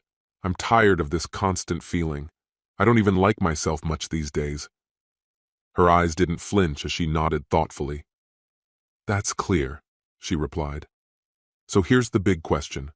What's behind this anger? Is it something that can be resolved? And perhaps most importantly, do you want to fix it or simply move past it?" For the next hour and a half, I opened up about my life, my relationships, my failed marriage, and all the bitterness that had come from loving someone deeply and feeling completely betrayed. She listened patiently, jotting down notes and asking questions now and then. By the end, I felt surprisingly lighter, as if a weight had been lifted off me, even if just a little. "You've given me a lot to consider," she said, closing her notebook gently. "I'll review my notes before our next session. Same time next week. Does that work for you?" I nodded, grateful for her time. "And if things start feeling overwhelming," she added, "don't hesitate to reach out. I can try to fit you in earlier if needed. Would you like me to prescribe something to help you relax in the meantime?" "No, that's all right," I replied. "I'll see you next week." After a month of sessions, I began to notice subtle changes in myself. Kathy's insight helped me recognize my anger for what it was, pain and betrayal simmering just beneath the surface. One day she sat across from me, her expression gentle but serious. "Jace, you're a good person who's been through a lot. You're hurting deeply and you feel profoundly betrayed. That's why the mention of your wife stirs such a strong reaction in you. I've seen people struggle with betrayal before, but rarely with the intensity you're going through. It's tearing you apart from the inside. From where I stand, it's clear that you still have feelings for her, despite everything." Before I could say more, she raised a hand to stop me. "Loving her doesn't mean you want to stay together," she said. "The fact that your friends either defended her actions or turned a blind eye only adds salt to the wound. And when they suggested you forgive and move on, it didn't help at all. It just keeps reopening the pain. Ultimately, it comes down to whether you'll find happiness with or without her." I sat quietly, mulling over her words. It's a hard decision, no matter which way I look at it. She's hurt me deeply, not once but twice now. If I take her back, she might think she can repeat her mistakes, that I'll just forgive her again. I can't afford to take that chance. I can't handle another blow like this. I paused, and she waited patiently. "I guess it's over," I finally said. "I still love her, but love isn't enough here. The real issue is trust." I realized then that trust was completely gone, and that summed it up. And those so-called friends, yes, I get that these things are hard to confront, but the ones who lied for her, who helped keep her secrets, they're dead to me now. Looking back, I see they were mostly her friends anyway. I've always been more of a lone wolf. I enjoy people's company, but I don't need to be surrounded by them constantly. There's a line from a song that goes, "Being alone doesn't mean I'm lonely." That's me. She nodded as if to say, "That sounds right." She then shared her thoughts. "If you want my advice, I'd suggest you go through with the divorce, but you should talk to her. As long as you avoid that conversation, she'll hold on to hope. Explain why it won't work. Make her see why it's over. She might finally stop resisting the divorce. You've been against counseling in the past, but you seem calm enough now to consider it. It could actually get you the closure you need more quickly." She offered to arrange joint sessions if I was interested. I thought it over. I was exhausted. I just wanted this to be done. Maybe counseling could make her understand and finally let go. "Do you think she'll agree to it?" I asked. She nodded. "I'm almost certain. She'll likely see it as a chance to win you back, but it could still be a painful process." I told her to go ahead and set it up. I'd been in agony since I discovered her betrayal. What was a bit more pain at this point? The saddest part was knowing deep down that she still loved me. I knew because, over the next few weeks, I listened in on her phone calls before I asked Johnny to remove the wiretaps. In the early days after our split, her calls were mostly to me. Even the voicemails I didn't listen to on my phone, I ended up hearing anyway. Her messages were filled with pleading, begging me to talk, to give her a chance to explain. After dozens of these, her messages became shorter. "Please talk to me, Jace." Just that. Please. And in her conversations with friends, especially with Cindy, I got a glimpse into her regret. "We really messed up, didn't we?" Becky said. "Yes, we did," Cindy replied. "What was I thinking, Cindy? Why did I even do it?" Becky asked, her voice thick with regret. Cindy laughed, a little darkly. "Because it was fun. You thought you could have him and the other guy and that he'd never find out." Becky sighed, defeated. "I didn't think he'd ever know either. I feel terrible that Alan found out, but I knew he'd keep quiet. He needed Jace too much. Honestly, we all do.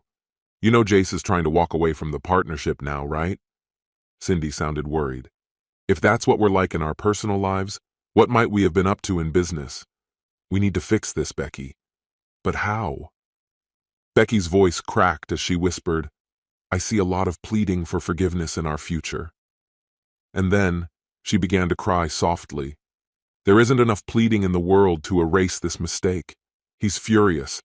He left me a folder filled with pictures and statements, revealing just how many people were willing to speak against me. It's staggering, and I can't believe we let our arrogance blind us like this." Even some of her friends joined in. Many talked about ways to get me in touch with her, with some even contemplating extreme measures. Most had promised they'd try talking to me, and afterward, they reported back. One woman, in particular, gave her a scolding that's almost funny now. "This is over. He nearly shouted at us, and honestly, we deserved it. He asked my husband if I was truly fine with you having an affair and my role in covering it up. He even questioned what I did when he wasn't around. I'm still pleading for forgiveness. Jack is absolutely livid. I'm pretty certain this is the end for you, Beck. And for us, too. I won't ask anyone else to try reasoning with him. I'm sorry, hun." The other man tried calling her 3 times. She hung up on the first call, but the next 2 were revealing. "Don't hang up, Becky. We're in serious trouble here. We have to talk. Our careers are at risk." "Do you think I care about that, Greg? The worst decision I made was starting to work with you." His irritation was clear. "Get off your high horse, girl. You practically begged for this job. Sure, maybe it was my idea to fool around, but you didn't hesitate when I suggested it. Speaking of which, how about getting together again? He's not coming back, and you know it." The look in his eyes that night was terrifying. We could comfort each other. He'd never find out. She lost her composure. "Remember the last time we thought that? How did that turn out? And if he's this angry now, what do you think he'd do if he found out again?" "No, Greg, not again. Calm down. It was just a thought. I have to face the board next week. They're aware of what's going on. You might get called in too. We need to figure out how we'll handle this." She laughed. "Handle it? If they ask, I'll be honest. We had an affair. We're both responsible. I'll promise it's over and that it won't happen again if they'll let me keep my job. They probably won't." He tried again. "They'll fire me, Becky, even if they don't fire you. This is all I've ever known. If I'm let go and word gets out, I'll never work in this field again. Her tone softened. I'm not trying to throw you under the bus, Greg. We're both at fault. But I have to be truthful. If I'm not and Jace finds out, I'm finished. I do care about you, Greg, but you're not worth losing my marriage. She seemed genuine. I arranged a meeting with their boss, who arrived with his lawyer, clearly worried I might sue. Losing funding would be devastating for them in this economic climate. Their organization has a strict moral code. If they're seen as immoral, they could lose contracts and have difficulty attracting new charities. They've always had a spotless record. I played a tape for them. Before you say anything, understand this recording is legal. If things get messy, I'll use it in my divorce. I let them sit in suspense before revealing my terms. I won't pursue legal action if you agree to what I'm asking. First, my wife must never know about this meeting. Second, reprimand her, demote her, do what you need, but don't fire her. During our divorce, she needed a job, and I let her know I didn't mind what happened with Greg. Frankly, I suspected he'd been unfaithful before and wouldn't be the last time he caused trouble. But that was just my view. We came to an agreement. Though we couldn't document it, I discreetly recorded our conversation. I handed over the recorder but kept a second one running without mentioning it. This tape is for you in case I ever stir up trouble, I told them. One more thing. You have a volunteer, Cindy Waller, who helped my wife in the affair. It'd be better if she no longer worked with your organization. They nodded, understanding. Becky was demoted and put on probation but kept her position. Cindy, meanwhile, was told her help was no longer needed, which frustrated her. She complained to Becky, "This is all Jace's doing." And maybe it was. Alan would likely agree if he were honest. People judge you by the company you keep, and I'd become bad company. Greg was allowed to leave voluntarily with no endorsement. He called Becky once to say goodbye, but I have no idea where he went after that. Eventually, I was let go, politely but without a recommendation. It felt like a clean goodbye. Becky expressed sympathy. "I'm sorry, Greg," she said, "but we kind of did this to ourselves." "At least you're not married," I commented, to which he hesitated. "Actually, I am," he admitted. "She's overseas in a tough assignment. She'll be back in 3 months. Her shock was palpable. "You jerk! How could you do that to her? At least Jace is safe and close to home." Greg sighed. "I know I'm a jerk," he admitted, "but I was lonely and you were here. I'm sorry, Becky. Are you going to tell her?" "No," he replied, regretful. "I don't even know how to reach her right now, and honestly, she doesn't deserve this. I'll try to do better when she's back." "Then love her when she returns and don't make this mistake again," Becky urged. He promised, apologized again, and wished her well with Jace. "You're strong, Becky," he said softly. "I hope you and Jace work things out." She cried as she ended the call. I considered contacting his wife, but ultimately decided against it. If he stayed on this path, she'd find out soon enough. Later, Kathy reached out to Becky, who seemed ready to talk to me. Kathy suggested that Becky attend 3 solo counseling sessions first, likely to help her process things alone. But Becky insisted on pushing ahead. When the first session came, I anticipated she might try to catch me off guard, so I arrived half an hour early. She was surprised when Kathy brought her in, finding me already there. "Jace!"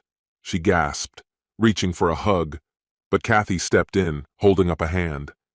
"Becky, if you want this to work, he needs space," she explained. "Jace doesn't want any physical contact. If you can't respect these boundaries, he won't come back. Is that clear?" Becky hesitated but finally nodded and sat down across from me. Kathy looked at both of us. "Remember to be calm, speak clearly, and avoid any drama," she reminded us. "Becky, would you like to start?" Becky took a deep breath, gathering herself. "First," she began, "I want to apologize, Jace. I know what I did was wrong. You have every right to be angry. I can't justify it. There's no excuse for what I did. I can't even explain why I did it. Was the cost worth it? Not in the slightest. Would I make the same mistake again? Absolutely not. Kathy told me that saying I'm sorry isn't enough if you can't forgive me. I know I wrecked a good marriage, and now I have to convince you to let me try to make things right. Will you agree to talk to me? After we finish our counseling, If forgiveness still feels impossible, I won't resist a divorce. I looked between you and Kathy, noticing her influence. Maybe these one-on-one sessions have been beneficial after all. She waited for me to speak, and I decided to finally break the silence. I know it took a lot for you to say that, Beck. I've been doing a lot of thinking lately. 5 couples we know split because of infidelity, and they all tried therapy to salvage their marriages. Only one of those couples made it through, Gary and Sherry. But even they don't seem happy now. They've lost that warmth. They don't hold hands, don't touch the way they used to. It's been 2 years, and they still haven't truly healed. Could we live like that? Constantly on edge, with me doubting every excuse if you were gone even for an hour or two, constantly searching for reassurance, checking your things, monitoring your phone and computer. I can't do that. Becky flinched at my words, but her resolve didn't falter. If it means having you beside me every night, I could. I'd do whatever it takes to prove I've changed and to earn back your trust. Frustrated, I threw my hands in the air. There it was again. Trust. How could I ever trust you again? You lied to me even in the beginning, back when we were just dating. I should have seen the signs. And now, after years of building a life together, planning for a future, you've done it again. Were you lonely? Bored because I was focused on building a future for us? Because I didn't have the time to take you out enough? Getting this out felt almost relieving, though Becky looked devastated. Kathy stepped in then. Our time is up, she said gently. I have an assignment for each of you before our next session. Becky, I want you to reflect on what Jace said and come prepared to explain, in specific terms, how you intend to rebuild trust. Jace, I need you to ask yourself whether you're willing to release this anger and work toward rebuilding with Becky. Be honest with yourselves, that's all for today. Jace, could you stay behind for a moment? Good night, Becky. We both watched as Becky got in her car and drove away. 5 minutes later, she'd left the lot. Kathy looked at me. You're not really planning to take her back, are you? No, I said quietly, unable to hide the sadness. She nodded, resigned. I thought as much. We'll need to shift the focus of these sessions. Help her adjust to the reality. If you still care about her, try to be kind. Being kind hadn't changed anything. Kathy and I tried, but Becky couldn't let go. Eventually, I had to end it. You broke the most serious promise you ever made, Beck, I thought, remembering, and you made it seem so simple. Even now, I know she regrets what happened, but I don't think she truly grasps its gravity. For me, everything changed. But to her, it seemed like just an error, like overspending or a minor accident. Did she feel anything at all? As usual, she avoided a straight answer. You're the one who doesn't show any emotion, she'd say. Just give me one more chance. How could she stay so composed while I was unraveling? She still didn't understand, did she? I had emotions, more than she could ever know. It's not just intellect that defines our humanity. It's our emotions. Animals can think, but we can love, hate, and desire. The difference now is that I've learned to manage these feelings more effectively. I let her speak for another half hour before finally raising my hand and standing. It's over, Beck, I said. You have to accept this and move on. I'll always care about you, but that alone isn't enough. In 4 weeks, the divorce will be finalized, and it's for the best, both for you and me. You're still young, still beautiful. One day, you'll meet someone else. I told her, when that day comes, if you're ever tempted to think back, remember us. He'll deserve all of you. As I left, I could hear her sobbing, and it tore at me. 2 days later, Kathy reached out. I just finished a session with Becky. She still believes she can win you back. Be cautious. She paused. I'm sorry it had to end like this. I think it'd be good if you continued seeing me for a while. Shall we schedule something? I considered it, but replied, Not right now, I'll reach out in a month or so. Thank you for everything, Kathy. Kathy was right. Becky made one final attempt before she finally let go. I'd gotten along well with most of her family, except her oldest brother. He was a cop and a bully. Our interactions had been tense at best. After our split, he started pulling me over for minor reasons, hoping to push me to forgive her. I mentioned it to my friend Paul, who advised me to log the next few stops. Soon, her brother had to explain his actions to his superiors, and the harassment stopped. But predictably, he wasn't any fonder of me afterward. 2 weeks before the divorce was finalized, I had my first good day in ages. The sun was bright, and I was out riding my Yamaha enjoying the weekend. Suddenly, police lights flashed behind me. I pulled over, expecting it to be routine. Instead, Becky's brother appeared, tasered me without a word, slapped on handcuffs, and tossed me into his car. I came to as he parked in a secluded spot, dragging me out while I shouted in confusion. He cuffed me to a bench, then secured Becky to the same bench.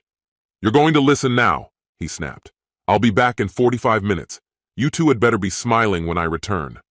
Becky started talking, apologizing as I struggled to clear my head. "Can we just talk, please?" she pleaded, her voice a mixture of desperation and hope.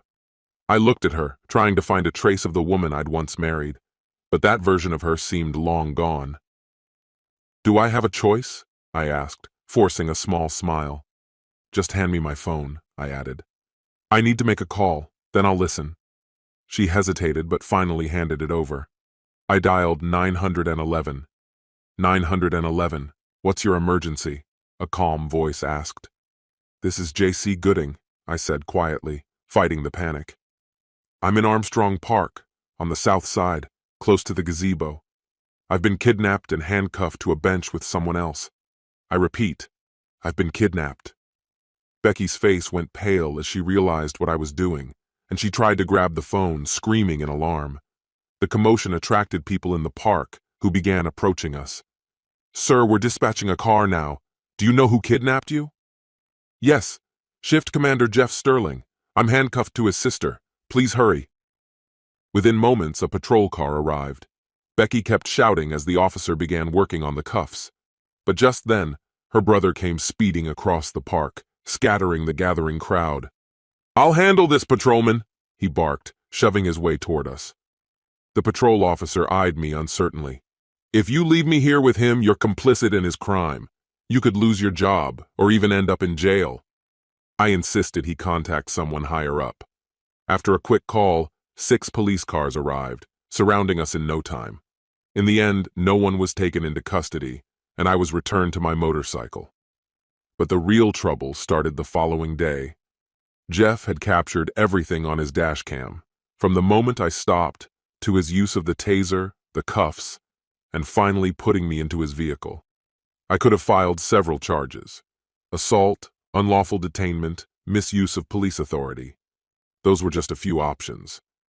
Becky would also face charges, so I went to meet with the district attorney, bringing my lawyer Paul along. "My client's terms are simple," Paul said. "He'll hold off on pressing charges if the officer is disciplined by the department, and if his wife agrees to skip the divorce hearing and ends all contact." He made it clear, if they refused, we would press forward aggressively. With no alternative, they took the deal. The parents didn't want 2 of their 3 children ending up in jail. As for her brother, the consequences were severe. He was demoted, placed on night shifts, and formally reprimanded. His career progression essentially ended. Quitting wasn't even an option, as no other agency would take him. Meanwhile, I returned to my struggling business. I tried to move forward, but I lost almost everything: friends, clients, my wife. Word of what happened had spread, and business dropped off, leading to our closure. Fortunately, Ada got a better job offer and left with her trainee. Ben left soon after. The following month, I returned to the office and found a note on the door. "You win, jerk." Alan had taken another job. The dissolution paperwork was on my desk, needing only my signature to finalize it. Cindy hadn't signed it, though it was clearly her handwriting. After selling the house and collecting my share, I was financially stable enough to take some time off. I decided to take a 2-month break, got on my motorcycle, and hit the road. I eventually found myself 3 states away, just below the Mason-Dixon line, in one of the most beautiful mountain cities I'd ever seen. The locals were warm, easygoing, like a step back in time to the 60s. I spent 3 days exploring, seeing tourist sites, and doing some research. I visited a few other towns but felt nothing like this one. I returned, booked a room for a week, and started house hunting. Though I saw some condos and apartments, I preferred a detached house with a yard. On my third try, I found a cozy cottage, about 1,200 square feet, with 2 bedrooms, a spacious yard, and a stream in the back. It was isolated from nearby neighbors, perfect for some peace. I leased it for a year with an option to buy and started job hunting. I found work at a small firm specializing in new and mid-sized businesses. They handed me a few minor accounts to gauge my skills. After 6 months, the boss wanted to talk. He addressed me formally, using my full name. My real name was John Charles, though I'd gone by Jace ever since my younger sister couldn't quite pronounce JC, the initials everyone used. In typical Southern style, he used both names when he had something important to say. "John Charles, you've done some impressive work here. I looked over your resume and everything checks out." He paused, sizing me up. "I get the feeling you might not be here long term, so I'm giving you more responsibility."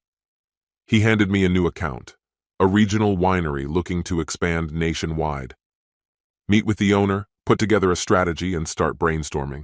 This could be a big step for all of us. If we expand, I want you to be part of it." Hearing this, I felt a surge of pride. He truly valued my work. The winery owner was a hometown guy who had spent 6 years in Italy, studying and honing his craft, before returning to care for his elderly parents. Taking over their farm, he transformed the north-facing slopes into vineyards, planting imported grapevines. His operation began on a modest scale, but over the years, he accumulated more land and gradually grew the winery. Now he'd leased an additional 3 farms and doubled his own acreage. With several local and regional awards for his sweet wines under his belt, he was ready to break into the national market. He had a distributor lined up and was looking for a bold ad campaign to make a splash. I visited his winery, keeping my identity under wraps, and tasted his wines. Many were excellent, although a few didn't suit my palate. After the tasting, I revealed who I was and asked to speak with Mr. Edwards. He arrived promptly, wearing his work clothes, and greeted me with a handshake, asking why I hadn't scheduled a formal meeting. "I wanted to experience your wine firsthand," I explained, "to get a feel for how you operate, and maybe let a few ideas simmer. I didn't expect you to stop everything for me." I told him I'd wanted to make my visit known and to arrange an in-person appointment. He looked anxious as he asked, "What did you think of the wines?" I reassured him that I'd enjoyed most of them, though I admitted I wasn't a wine connoisseur. "In fact," I added, "I liked them so much, I bought a mixed case to take home." As we spoke, inspiration struck. I couldn't wait to get back to my desk and flesh out the ideas brewing in my mind. But things didn't go as planned. Jack, as he insisted I call him, invited me to spend more time with him. He led me on an in-depth tour, detailing the intricacies of the vineyard, the vines, and the entire winemaking process. I ended up staying 3 hours, absorbing everything he shared. In my downtime, I explored the area, taking my motorcycle for exhilarating rides along the winding mountain roads. I'd recently had the bike modified to increase its power, making it fast when I pushed it. For winter, I'd picked up a sturdy used 4x4 truck to handle the snow, while my little Dodge Dart stayed parked in the garage. It was the top turbo model, supposedly able to hit 180 miles per hour, though I'd only dared to push it to 110, twice. One Saturday I stumbled upon a small bar nestled in the middle of nowhere. A cluster of motorcycles sat out front, mostly Harleys with a gold wing and a few sport bikes mixed in. I decided to stop for a beer. The place fell silent for a moment as I walked in. It was clear I wasn't a local. I ordered a drink and took in the atmosphere. Though old, the bar was clean and well kept. The patrons were familiar with one another, trading jokes and teasing each other good-naturedly. After serving me a second beer, the bartender struck up a conversation. "This bar's been in my family for 70 years, he said. "We've got a reputation. No fighting, no trouble, especially for the ladies. Act out and you're out." I commended him. I knew the value of a place where anyone could relax, whether in a suit or jeans. People are people, no matter what's in their wallet. He appreciated my comment, bought me my next round, then moved on to other customers. Just then, a big guy with a beard sat beside me. "That your bike?" he asked, nodding toward the window where my motorcycle was parked. "Yeah," I replied. He snorted. "Another fancy import, huh?" He gave me a grin, his tone teasing. "Don't they sell real American bikes where you're from?" Smiling, I asked, "Which one's yours?" He pointed to a rugged Harley parked outside. "Nice bike," I said. "Forks are Italian, though. Stock carbs would be Japanese. Tires, if they're original, came from a British company but were made in France. Still think it's all American?" He looked at me, surprised. "Really?" I nodded. "Yep, still, they're great bikes." It wasn't long before half the bar joined our conversation. One guy chimed in proudly about his Vulcan, claiming it was American-made. Soon enough, we all headed outside to admire the lineup of bikes. By the time we got back inside, I had a handful of new friends. After that night, weekends at the bar became a habit. I joined the group for poker runs and weekend rides. They introduced me to hidden gems and local spots I'd have never found on my own. A few months in, I earned a nickname. I had just come back from a meeting with Jack Edwards, who I'd been talking to about a campaign we were planning. I wanted to film a commercial in his tasting room, which had this rustic vibe with wood, stone, and glass, high ceilings, and loads of natural light. Jack agreed on the condition we'd shoot on a Monday, his quietest day. As a thank you, he gave me a case of his wines to try and give feedback on. Each wine name had ties to local history or landmarks. There was Millrace Red, named after an old mill on his property, and Yankee Orchard White, inspired by a friend's apple orchard. This friend, a New Yorker who had settled nearby, had a thing for unique apple varieties. He'd cultivated pink lady apples and used their juice in a white wine blend, creating a crisp, apple-forward drink with just a hint of grape. After a long day, I felt the need to unwind. Since the bar was on my way home, I decided to stop in, forgetting entirely about my attire. When I walked in, the room went silent for a beat before everyone burst into laughter and started teasing. "Where have you been? A funeral?" Fat Bob, who'd been the first person I met at the bar and was now a close friend, was laughing the hardest.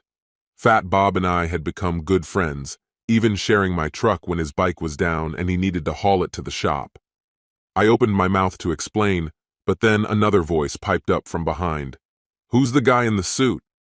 I didn't need to turn around to know it was Amanda Patterson, known as Baby Doll around here.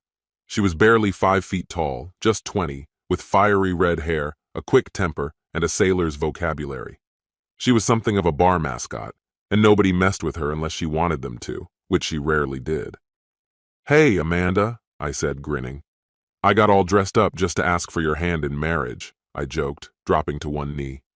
The whole bar erupted in laughter. Amanda's face turned beet red, and she shot me a look.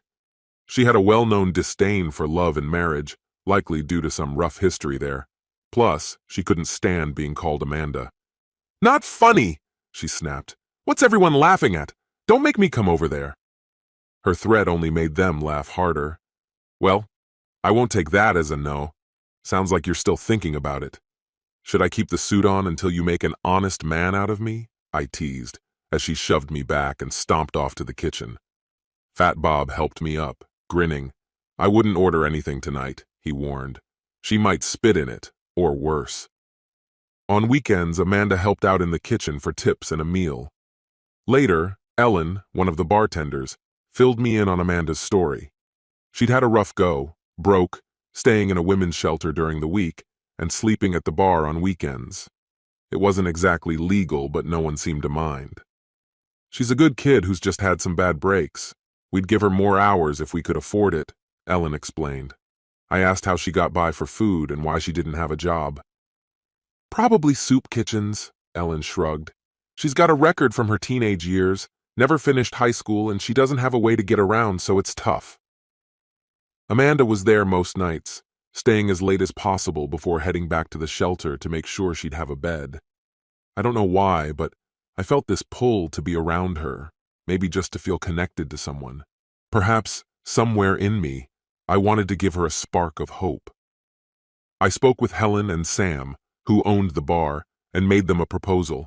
I'd cover her meals throughout the week if Sam would let her work 4 hours each evening, taking care of tables and cleaning up for $100 a week paid in cash. Sam agreed, and I chipped in for half, though she could never know it came from me. "Here," I said, pressing $200 into Ellen's hand.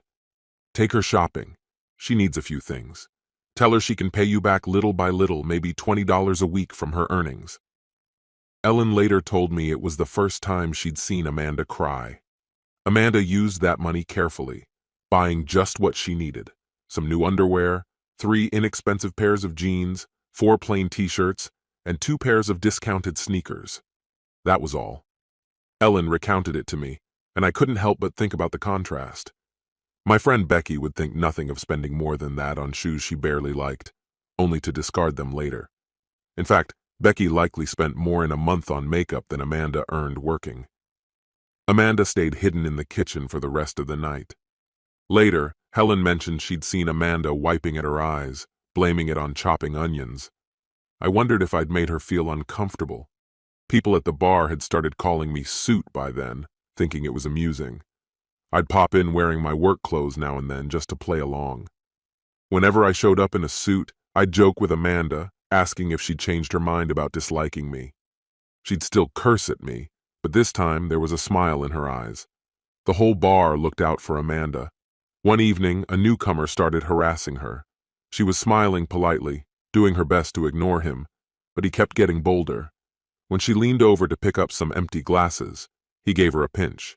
Before I even realized it, I'd moved. She shouted, pouring a half-full beer into his face. "Bitch!" he yelled, drawing his arm back to hit her. I grabbed his arm and pulled him from his seat.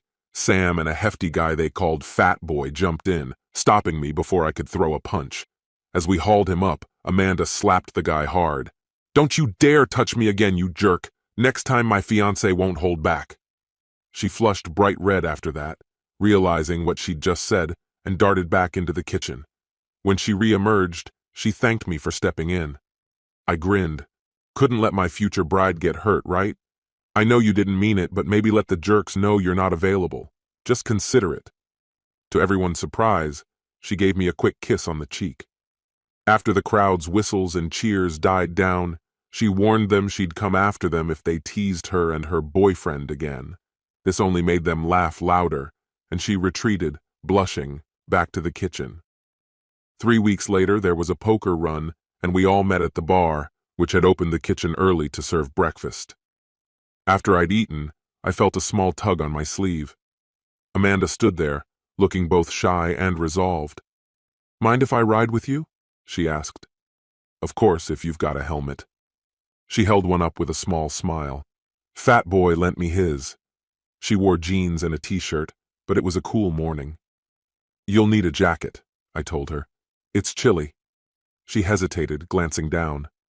I don't have one. Haven't needed it until now."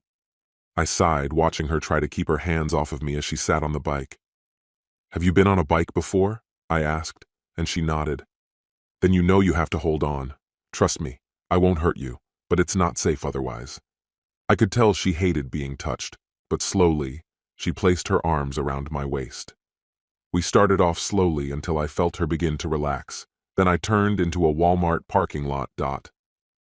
She looked at me, confused. "Why are we stopping?" "To get you a jacket.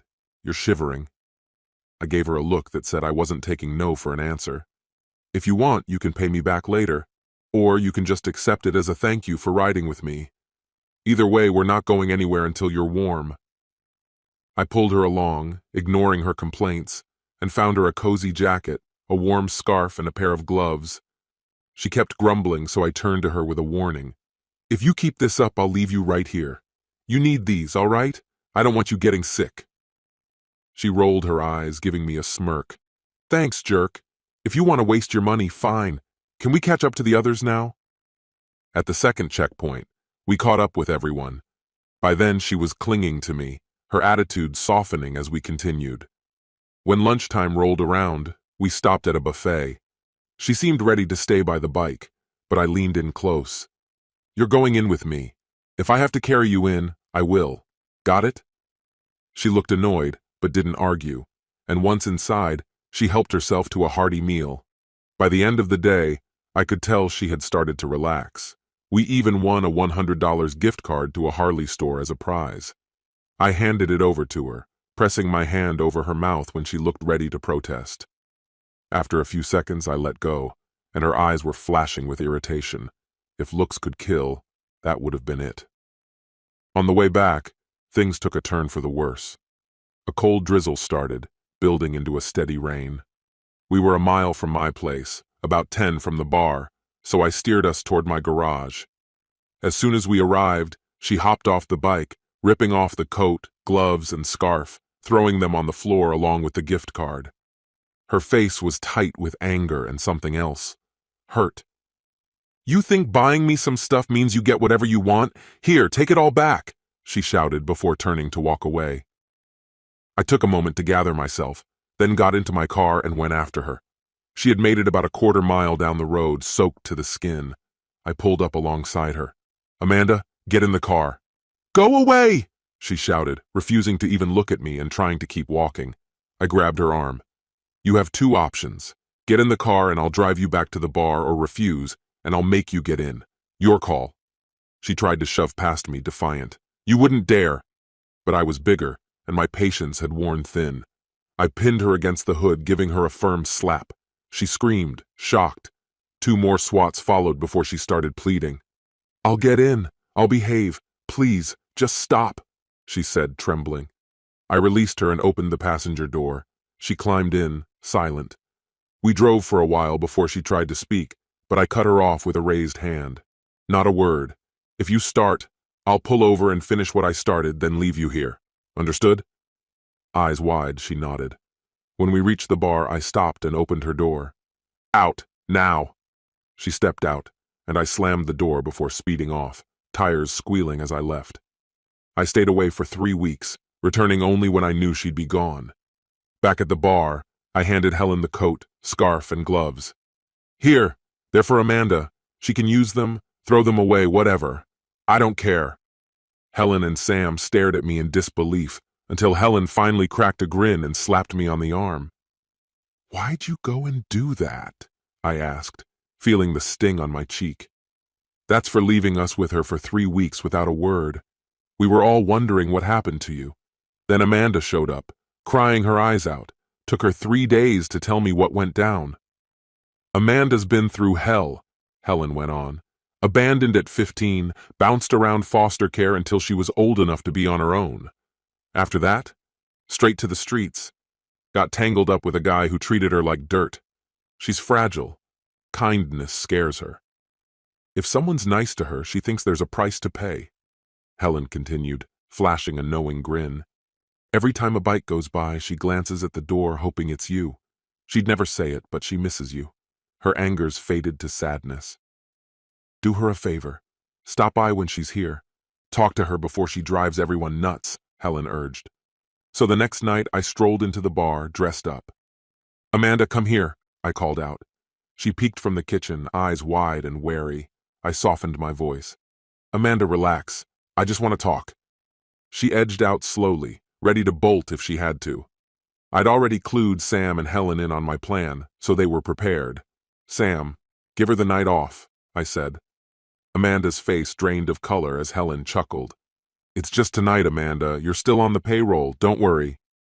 "That's right," I reassured her. "Tonight's different. I'm taking you out. First stop, somewhere with a real menu."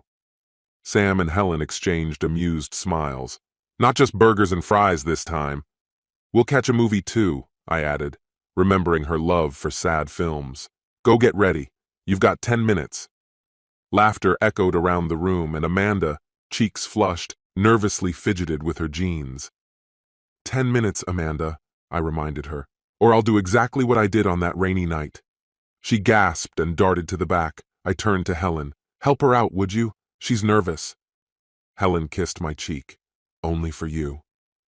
When Amanda finally reappeared, the crowd erupted in cheers. Helen had styled her hair and done her makeup. She looked stunning. I took her arm, held the door open, and then helped her into the car, buckling her seatbelt as our friends cheered faintly in the background. As we started driving, I asked, "Anywhere special you'd like to eat?" She stared out the window. "Anywhere's fine," she replied softly. I pulled over and looked at her. "Amanda, look at me." She turned, startled.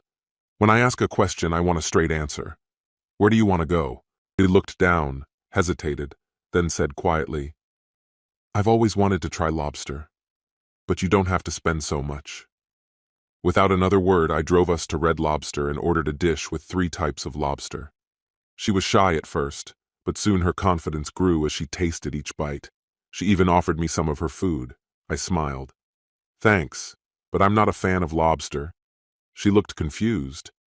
"Then why'd you bring me here?" "Because you wanted to try it," I replied simply, "and I can still enjoy some shrimp." She smiled and we shared a few bites. After dinner, we headed to a movie theater. There were 8 films showing, and I let her decide which one to see. I had no idea she was into horror, but the gorier the movie, the more she seemed to enjoy it. Afterward, we shared a huge banana split with 2 spoons at a little ice cream shop. For someone so petite, she could certainly put away dessert. The evening felt perfect until we walked past a bank displaying the time and temperature on a bright sign. Then her face fell. "What's wrong?" I asked. She sighed. "It's too late for me to get into the shelter. They won't let me in this late. You'll have to drop me back at the bar." Instead, I nodded and quietly headed toward my own house. She didn't say anything as we pulled into the garage and I switched off the engine. "Listen, Amanda," I told her. "I've got a spare room you can use for the night. It has a lock, so you can have complete privacy." I explained that she could have a comfortable bed, a hot shower, and even breakfast in the morning. No strings attached. "I'll head inside. You're free to stay in the car if you'd prefer, just lock the doors. But you're welcome to come in any time." After 30 minutes, she came inside, looking a bit unsure. I showed her to the spare room, set out fresh towels, handed her an oversized t-shirt to sleep in, and then turned in for the night, locking my own door just for a bit of extra reassurance. The next morning, I was already showered, dressed, and halfway through making breakfast when I knocked on her door. "Time to wake up, sleepyhead. Breakfast is ready," I called, setting out coffee, a ham and cheese omelet, and some toast. Just when I thought she might not come out, she finally shuffled into the kitchen, still wearing my t-shirt, which hung down to her knees and made her look younger. Though still groggy, she polished off everything on her plate. We washed the dishes together, and then I grabbed my travel mug, asking where she'd like to be dropped off.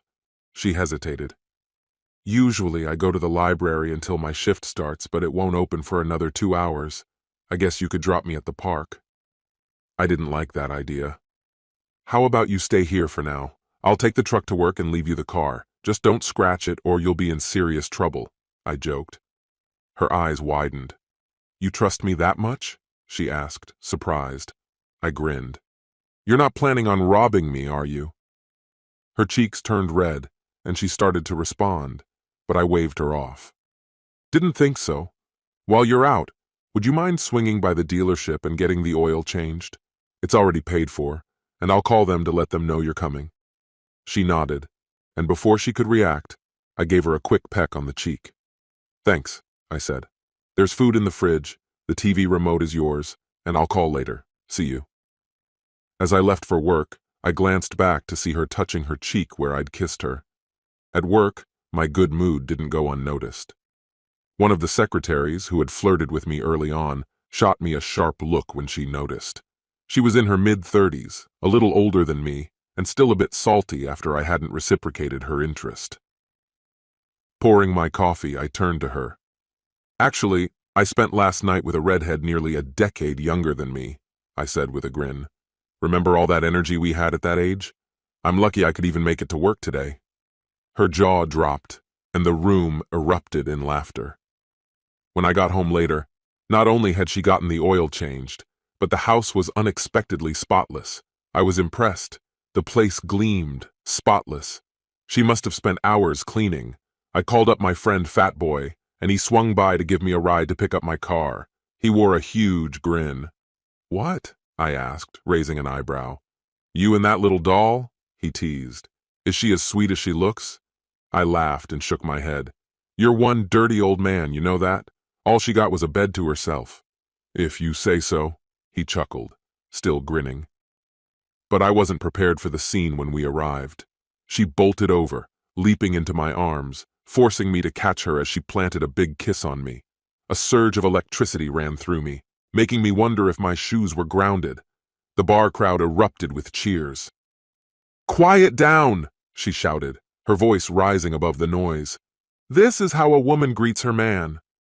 Her enthusiasm took me by surprise.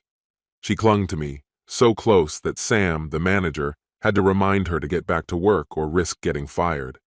As I was leaving, she asked if I'd wait and give her a ride to the shelter later. I couldn't refuse. I started the car and waited. She came out lugging a large backpack, which I lifted into the trunk. "What's in here?" I asked. "Everything I own," she replied, settling into the passenger seat. "There's no safe spot for it at the shelter. It'd be gone the second I set it down." As we drove, I thought about how hard that was. When I missed the turn to the shelter, she broke the silence. "If I don't get there soon, I'll lose my place for the night." "You're not sleeping there tonight. You've got a room at my place. Consider it a thank you for cleaning the house and helping out with errands." She looked like she wanted to argue but didn't. Instead, she cranked up the radio to a station I hated, blasting the volume. That night, she didn't head to bed right away. She took a shower, then came out wearing one of my oversized t-shirts, collapsing onto the couch with the remote in hand. She started flipping through channels. "Hey, I was watching that," I protested.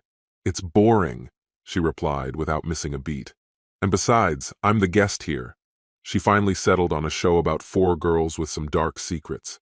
I lasted all of 5 minutes. "If you're watching that, I'm going to bed before I lose brain cells," I said. "Good night, Amanda." When I fell asleep, I could still hear the TV blaring.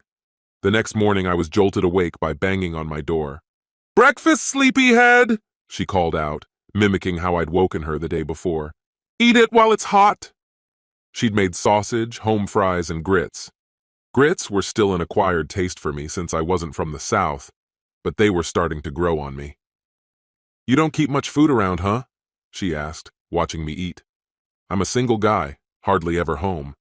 "No real need," I replied, chewing on a piece of sausage. When I finished, she stacked the dishes. "Do you need a ride tonight?" I asked as I headed for the door. "I'm off tonight," she said. "But don't worry about me, I've got things to do." "Will I see you later?" I asked, a little too eagerly. She just gave a sly smile. "Maybe. Have a good day." She crossed my mind on and off throughout the day. She was starting to get under my skin. Since Becky, I'd had a few casual dates, nothing serious, just enough to keep from feeling too lonely. But Amanda? I wondered how much of my attraction was genuine and how much was a kind of pity. I weighed my reasons carefully. She was younger than me, had a rough past, and was loud and impulsive, sometimes speaking before thinking. We didn't have much in common. But when her guard was down, she was warm and caring. She was intelligent, resilient, and faced hardships with a quiet grace. I knew she'd be an incredible mother, strong and fiercely protective. Just the thought of her carrying a child brought a smile to my face. She was beautiful, though she didn't realize it. A bit of polish in her style or some makeup would only enhance her beauty, but her allure was already so much more than appearance. As I drove home, I found myself wondering where she was. The idea of her staying at the shelter weighed on me. She deserved so much more.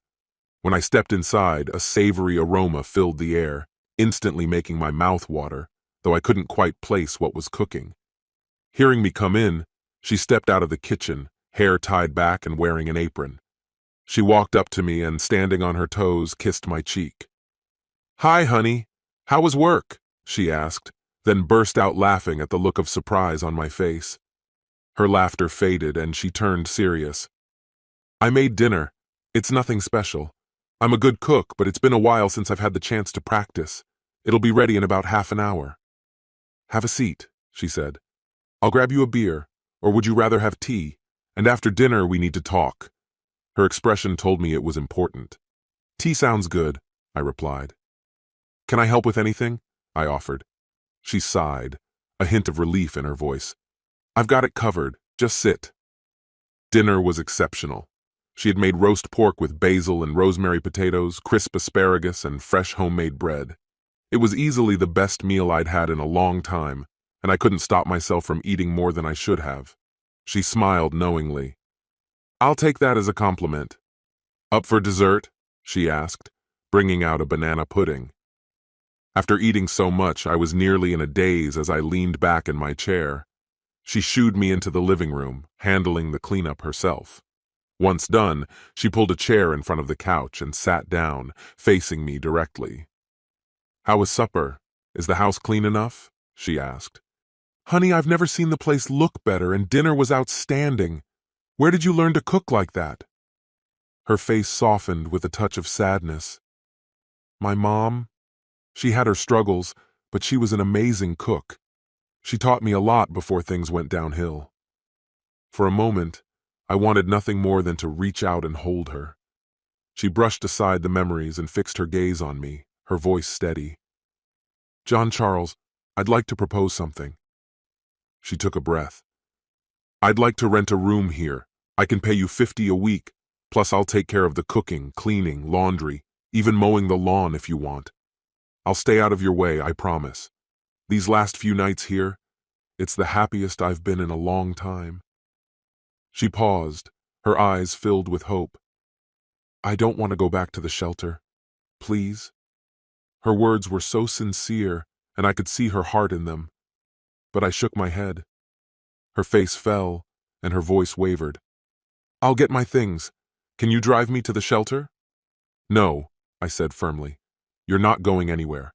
Sit down. I need to talk, and I need you to listen without interrupting. Promise?" She nodded, a mix of anxiety and hope flashing across her face. "Here's the deal. You can stay here, but under my terms. First, you don't pay me anything. Your rent will be keeping the house clean, doing the grocery shopping, and making meals. Second, I'll handle the yard work. I actually enjoy it. Third, you keep your job at the bar. You can take the Dart for work and any household needs. And fourth, and this is the most important part, you need to go back to school. Get your high school diploma, or at least a GED, I told her firmly. She sat there stunned, her mouth open, clearly feeling the weight of not finishing school. This might be the push she needed. After a moment, she nodded. "I'll do it. But with school, will you help me? I'm going to need it." Relief washed over me, and I smiled. "I'll help you with everything, short of doing it for you." "Deal?" she asked, suddenly excited. And before I knew it, she was in my lap, kissing me, until she pulled back, blushing. "Sorry," she muttered, cheeks red. I just grinned. "But I have one more condition. You've got to give me a good night kiss every night, and one in the morning before I leave for work. No exceptions." She blushed again, then extended her hand with a mischievous grin. "Deal." We shook hands, marking the start of a new, strange, and wonderful chapter in our lives. The next morning I asked her where she'd gotten the groceries. She handed me the receipts, so I reimbursed her, then gave her my debit card, telling her to buy whatever food or essentials we needed. I left for work with a big smile, cheeks warm from her goodbye kiss. That day, nothing could wipe the grin off my face. Gail, my coworker, noticed. Apparently, happiness annoyed her. "Did you see your young girlfriend last night?" she sneered. "Yes, and this morning," I replied casually. "She moved in last night. You should try finding someone, Gail. It might make you a bit nicer." Her glare could have curdled milk. At the bar that night, the guys teased me, but it was all in good fun. Sam shook my hand, and Helen gave me a peck on the cheek. "You're a good man, Suit. I knew she'd get to you sooner or later." I laughed. "We're just roommates, Helen. That's it, nothing more." She just smiled, her expression saying, "If you say so." Amanda greeted me with a grin so wide it looked like it might hurt. I was about to order a burger when she stopped me. "Dinner's in the fridge, just microwave it for 3 minutes. Hope you like it." I had a beer, played a round of pool with Fat Boy, then went home to a warm, homemade meal. She arrived around 10, fresh from her shift, going straight to shower. "I smell like old fries," she laughed, coming out in a robe, her hair wrapped in a towel. "What's on TV?" Over time, we settled into a simple routine. I took care of the yard and the cars, while she handled most of the housework. She cooked most meals, but I insisted on taking her out or grilling for her once a week. Sundays, if the weather was nice, we'd go for a ride. Sometimes just the two of us, sometimes with friends. Soon, people started calling her Mrs. Suit, which she pretended to hate but secretly enjoyed. When she turned 21, I threw her a surprise party at the bar, and she even got presents. For someone who rarely showed emotion, she was in tears, hugging everyone in gratitude. My gift to her was a spa day and a gift card to a fancy store. "I'd love to see you in something other than jeans," I teased, and she blushed. Helen nudged me afterward, saying it was time to make things official between us. "I don't even know how she feels," I admitted. Helen shook her head. "Then you're the biggest fool around. She loves you but probably doesn't know how to show it. You need to help her figure it out. Trust me, it'll be worth it." "And how do you know so much about this?" I asked, intrigued. She wrapped her arms around Sam as he approached, her heart warming at the familiar comfort. 15 years ago, I was lost and broken like her. Then I met Sam. He took his time, showing me that kindness existed in the world, that there were men who treated others with respect. I just hadn't met one of them. Until Sam. Years ago, I'd spent 3 long, dark years with a biker gang. They did terrible things to me, and I endured it, convinced it was what I deserved. Their cruelty left deep scars, and because of them, I'd lost the chance to have children. But Sam didn't care about any of that. He loved me anyway. How could I possibly resist love like that? Sam and I have a significant age gap, even more than you and Amanda, yet we made it work. Take that next step with her. You won't regret it. Amanda is nothing like your ex. 6 months ago, over dinner, I'd shared bits and pieces about Becky and me, while Amanda had stepped out to the store. Amanda was thriving academically. With my encouragement, she decided to aim higher and complete her high school diploma instead of settling for a GED. We estimated she'd graduate in about 2 more months. Twice a year, the school held full graduation ceremonies, celebrating achievements for students of all ages, from teenagers who'd fallen through the cracks to people in their 60s. I'd promised her a party when that day came. I nearly had a heart attack when she wore the birthday gift I'd given her. She looked radiant in a white sundress, delicate earrings, a matching necklace, and 3-inch platform sandals. Her hair cascaded beautifully down her back. She was breathtaking. "What do you think?" she asked, giving a playful twirl. "Did you get your money's worth?" My first thought slipped out. "They just polished a diamond, Amanda. You've always been this beautiful. The guy who ends up with you will be the luckiest person alive." She stopped mid-spin, tears filling her eyes before she ran to her room. What had I done this time? The following week, she came home from school with a delighted giggle. "What's up?" I asked, glad to see her happy. "A really cute guy asked me out." She'd been chatting with him on and off for a month. It felt like someone punched me in the gut. All I could muster was, "Oh," as I turned away. She confronted me immediately. "Is that all you have to say?" Defensive, I replied. "What do you expect me to say? You're obviously into him. You've been talking for a month. Why would I stop you?" Frustrated, she stormed into her room, slamming the door behind her. I sighed. It was the 3rd time this month. I'd have to repair that door soon if this continued. I knocked, but she didn't respond. Giving up, I grabbed a beer and let myself sink into my misery. By the 3rd beer, I was brooding over the mystery of women, drifting into an uneasy sleep. I woke when she gently shook my shoulder. "What?" I muttered, still groggy. Then came the 4 dreaded words. "We need to talk." That woke me up. In my experience, nothing good followed that phrase. She asked, "Do you like me?" Her expression was unreadable. "Yes," I admitted. "I do." She pressed further. "How much?" "I don't know what you want from me, Amanda. Help me understand." She slapped me, and as I rubbed my jaw, she began a frustrated tirade. "What I'm trying to ask is, do you love me?" Not as a friend. Something far deeper. "I have truly loved you for a long time, and you never noticed. I know I'm younger, less polished, and often lacking in social grace. I'm loud, possessive, fearful, and that's just scratching the surface. I can't handle this anymore, it's too painful. If you don't love me, I'll leave. I silenced her spiraling thoughts with a kiss. Quiet now, I said, steady and sure. Are you trying to convince me not to love you? Because it's already too late for that.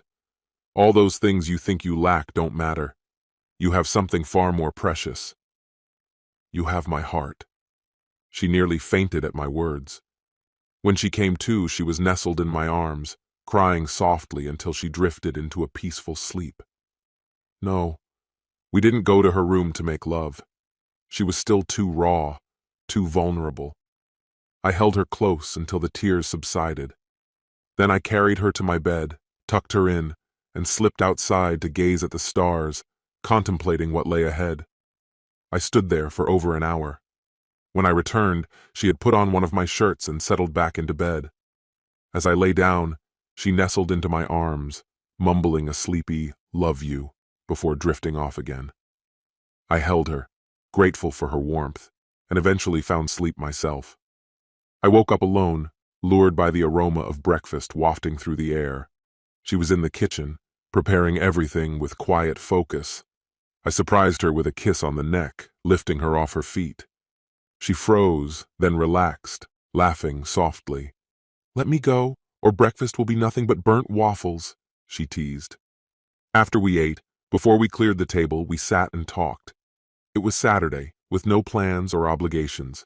She curled up on my lap. "Jace," she whispered, "I do love you, but please go slow with me. I'm carrying so much from my past." She opened up, her story pouring out between tears and tight embraces. Her life was happy until she turned 10. Then her father passed, and her mother crumbled, lost to sorrow and poor decisions, slipping into heavy drinking. A line of stepfathers and boyfriends followed. At 15, one of them tried to assault her. She fought back, reported it, and was removed from her mother's care, spending the next 3 years in foster care and juvenile detention. She once stole a car, desperate to see her little sister, who was 9 years younger.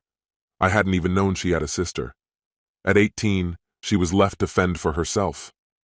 Out of loneliness, she ended up with a man who took advantage of her vulnerability. He took her virginity, and each intimate encounter felt as if he were imposing himself upon her. Later, he wanted her to work for money, so she fled and eventually found her way here. My heart ached for her. "I want to be with you, Jace," she said softly, "but I'm scared. Help me." And so I did. I even helped her find a therapist. 4 months passed and things changed. We grew closer, sharing gentle touches and deep conversations. She felt safe enough to wear comfortable clothes around me, sometimes donning beautiful nightgowns to bed, a place she hadn't left since I first brought her there. Although she avoided alcohol, she enjoyed a bit of wine from a client gift. After half a bottle one evening, she became more open. Even then, I was patient. I kissed her tenderly, savoring each moment. When I reached her midsection, she shivered with excitement, responding in ways that surprised even her. "That was incredible," she murmured, holding my head gently. A few minutes later, she responded again, then guided me up to face her, eyes brimming with emotion. She climbed on top of me. "Like this," she whispered, voice barely audible. "I need to be in control." She held me, tight and close. It took a little while to match her rhythm, but soon, she was moving confidently, and I followed her lead, feeling the energy between us grow stronger. The intensity of the moment left her breathless, and she eventually rested against me, drained.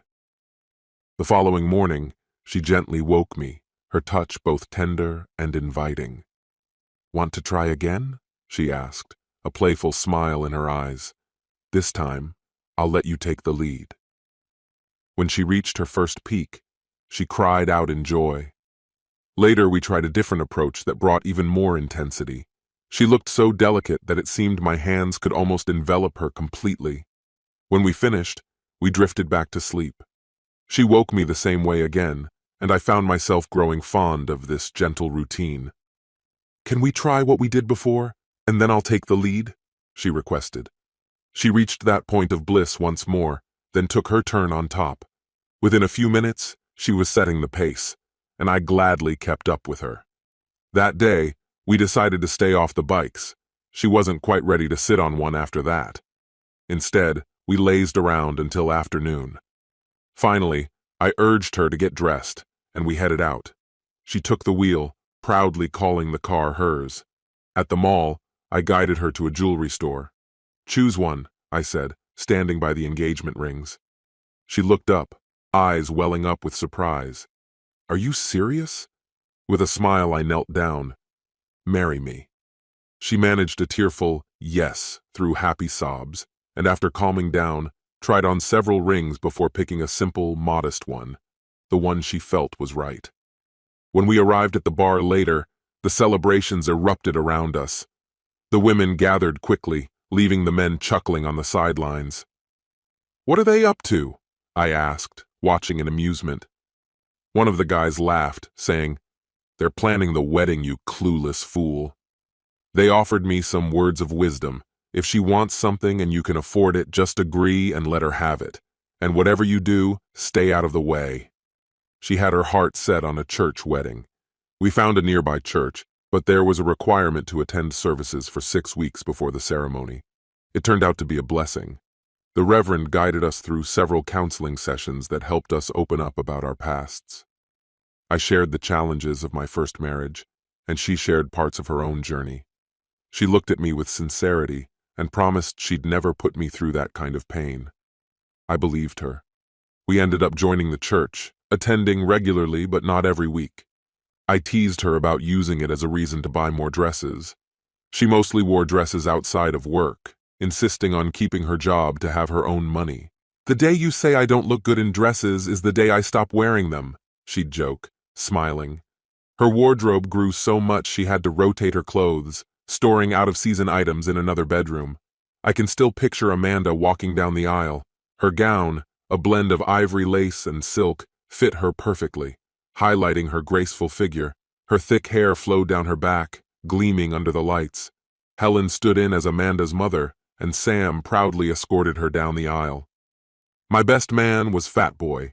My colleagues came, though Gail wasn't there, and almost everyone from the bar showed up too, escorting our limo to the airport on their bikes. My mom attended as well. She adored Amanda, having always wanted a daughter. Amanda, though more reserved, eventually leaned in and whispered something to my mom that brought happy tears to her eyes.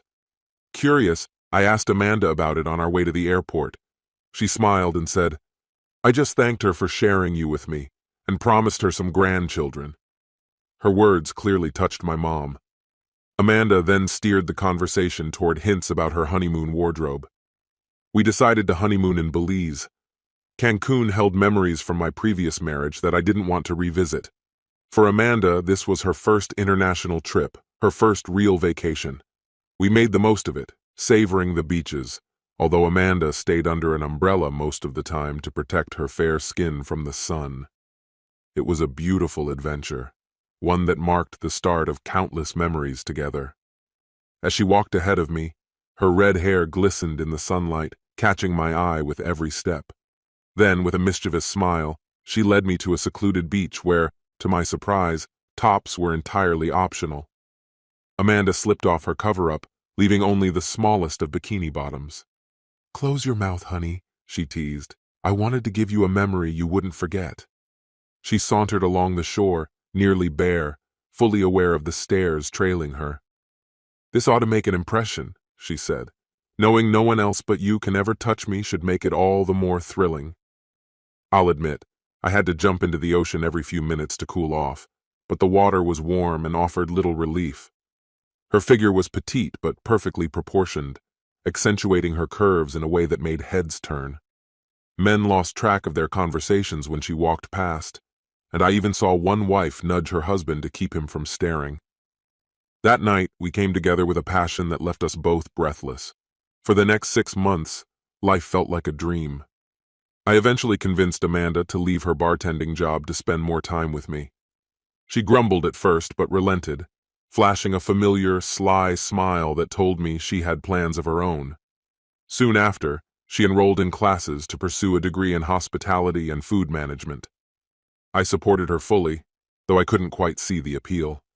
Then, one afternoon, I got a call from her while I was at work. Her voice was tense. "Honey, I need you to come home right now. It's urgent. I left immediately. When I arrived, I found her pacing, visibly anxious. She threw herself into my arms, her worry radiating. I was truly alarmed when she began with, "Honey, do you love me?" "Do I even need to answer that?" I replied, trying to ease her tension. She took a deep breath, clasped my hand, and said, "I have something to tell you and something to ask, but please let me finish before you respond." She explained that she'd been trying to reconnect with her younger sister for weeks now, a sister she hadn't seen since she was just 4 years old. Her sister was 12 now, and it pained Amanda that while her life had turned out well, her little sister had grown up in foster care.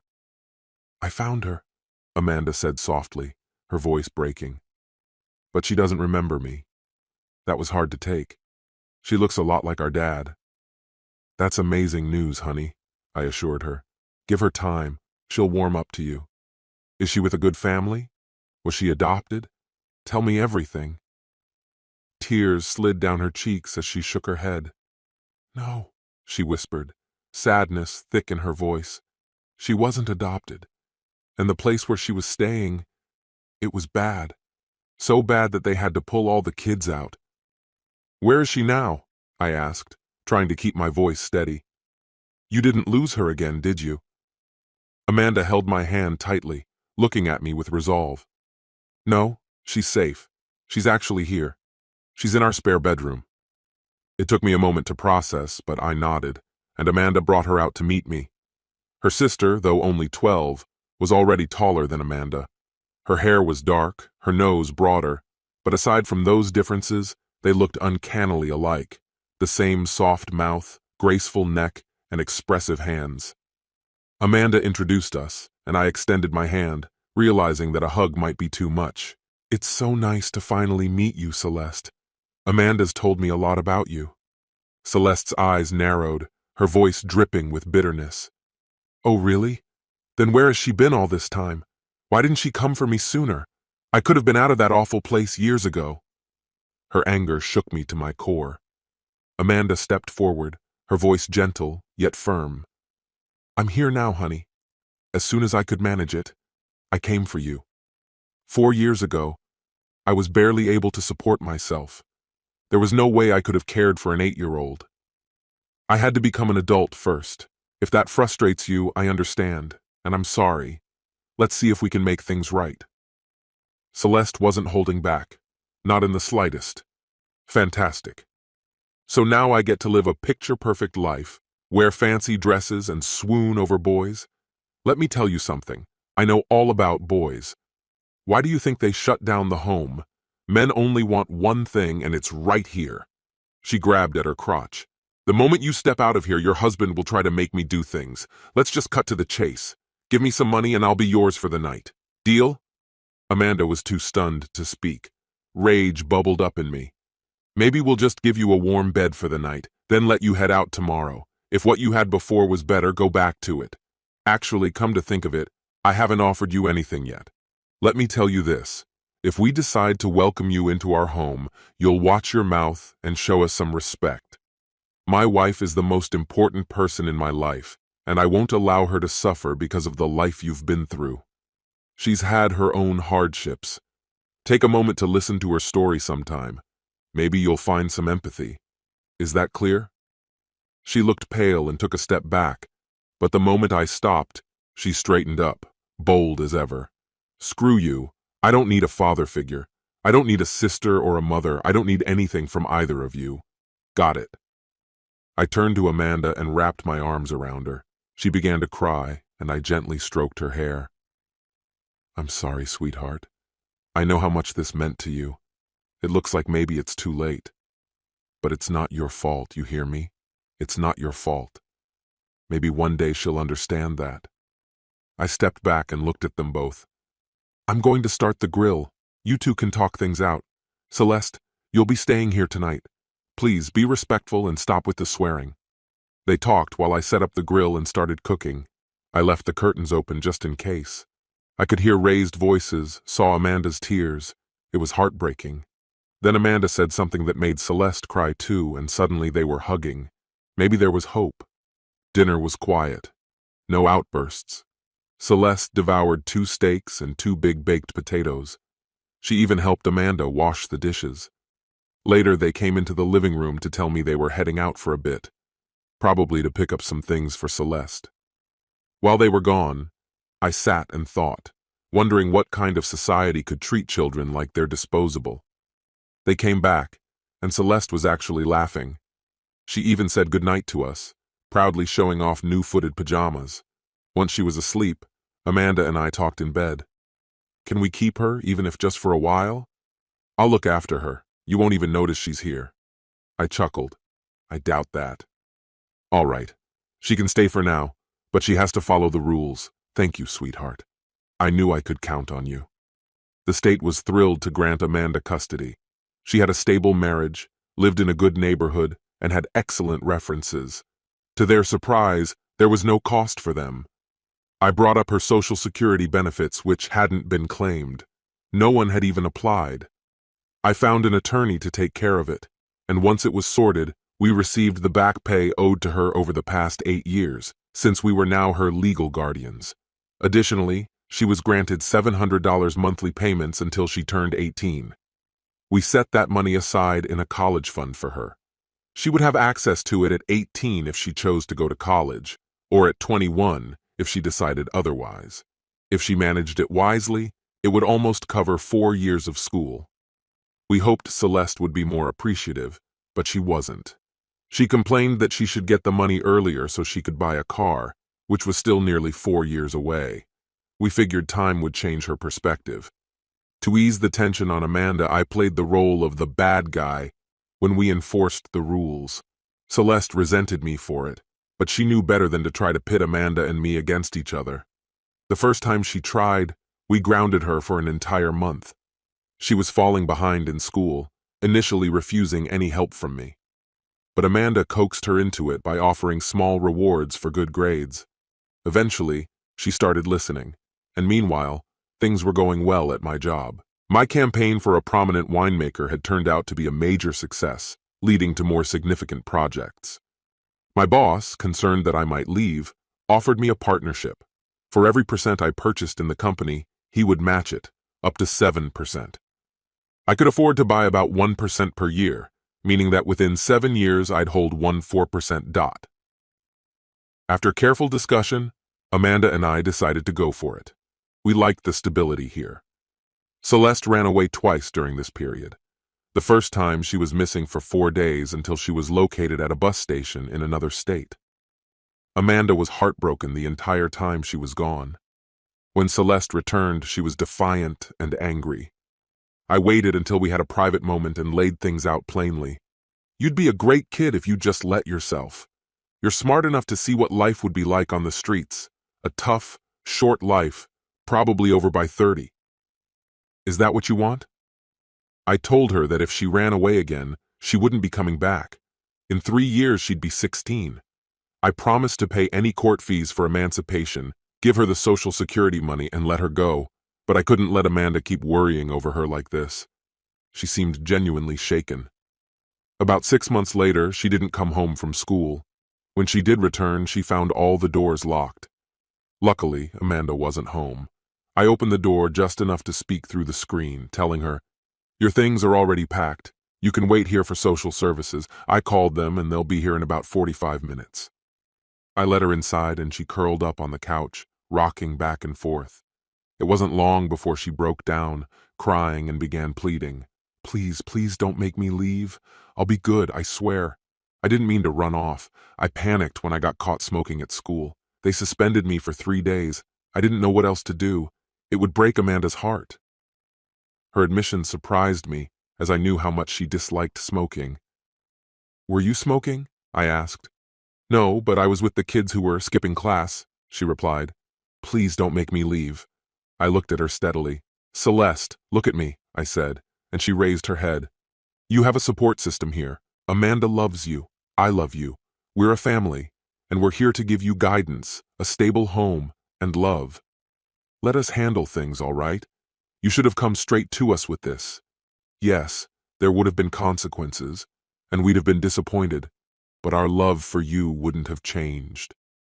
Her tears flowed even more as I told her I loved her, and she collapsed into my arms, sobbing.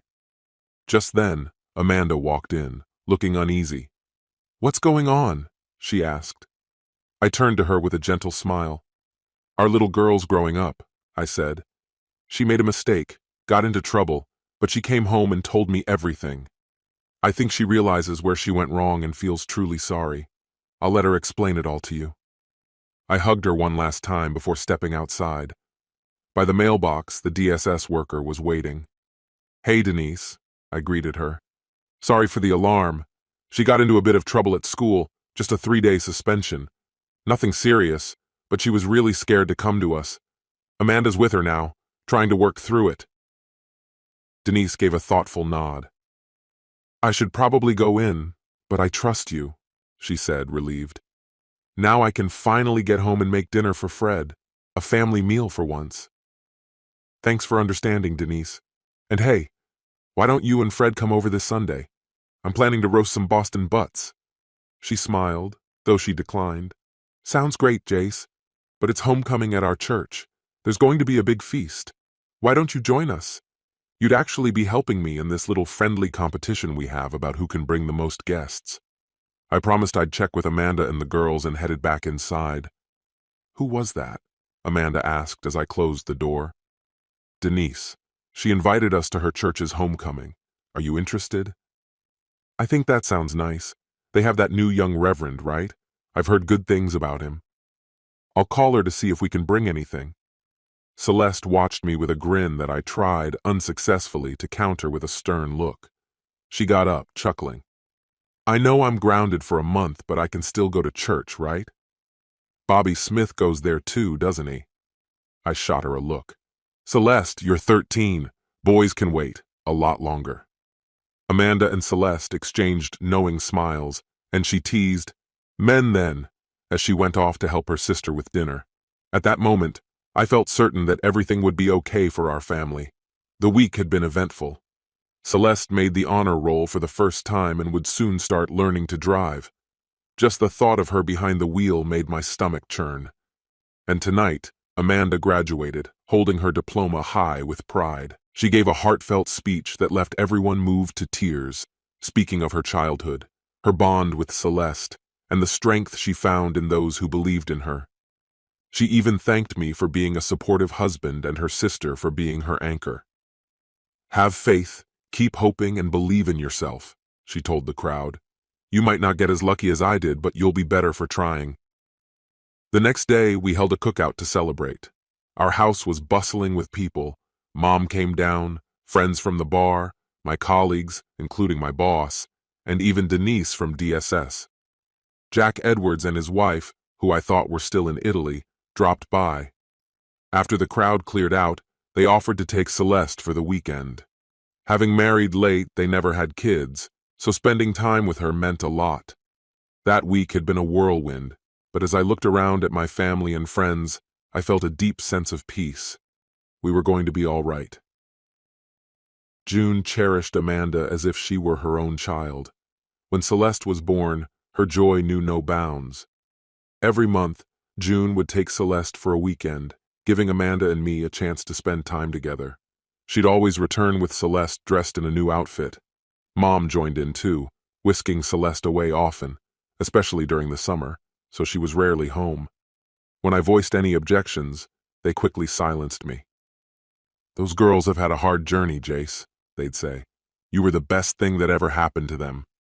June would add, "I always dreamed of having a daughter and a grandchild. Thank you for giving me that." They'd smile and remind me not to complain about the way they doted on her.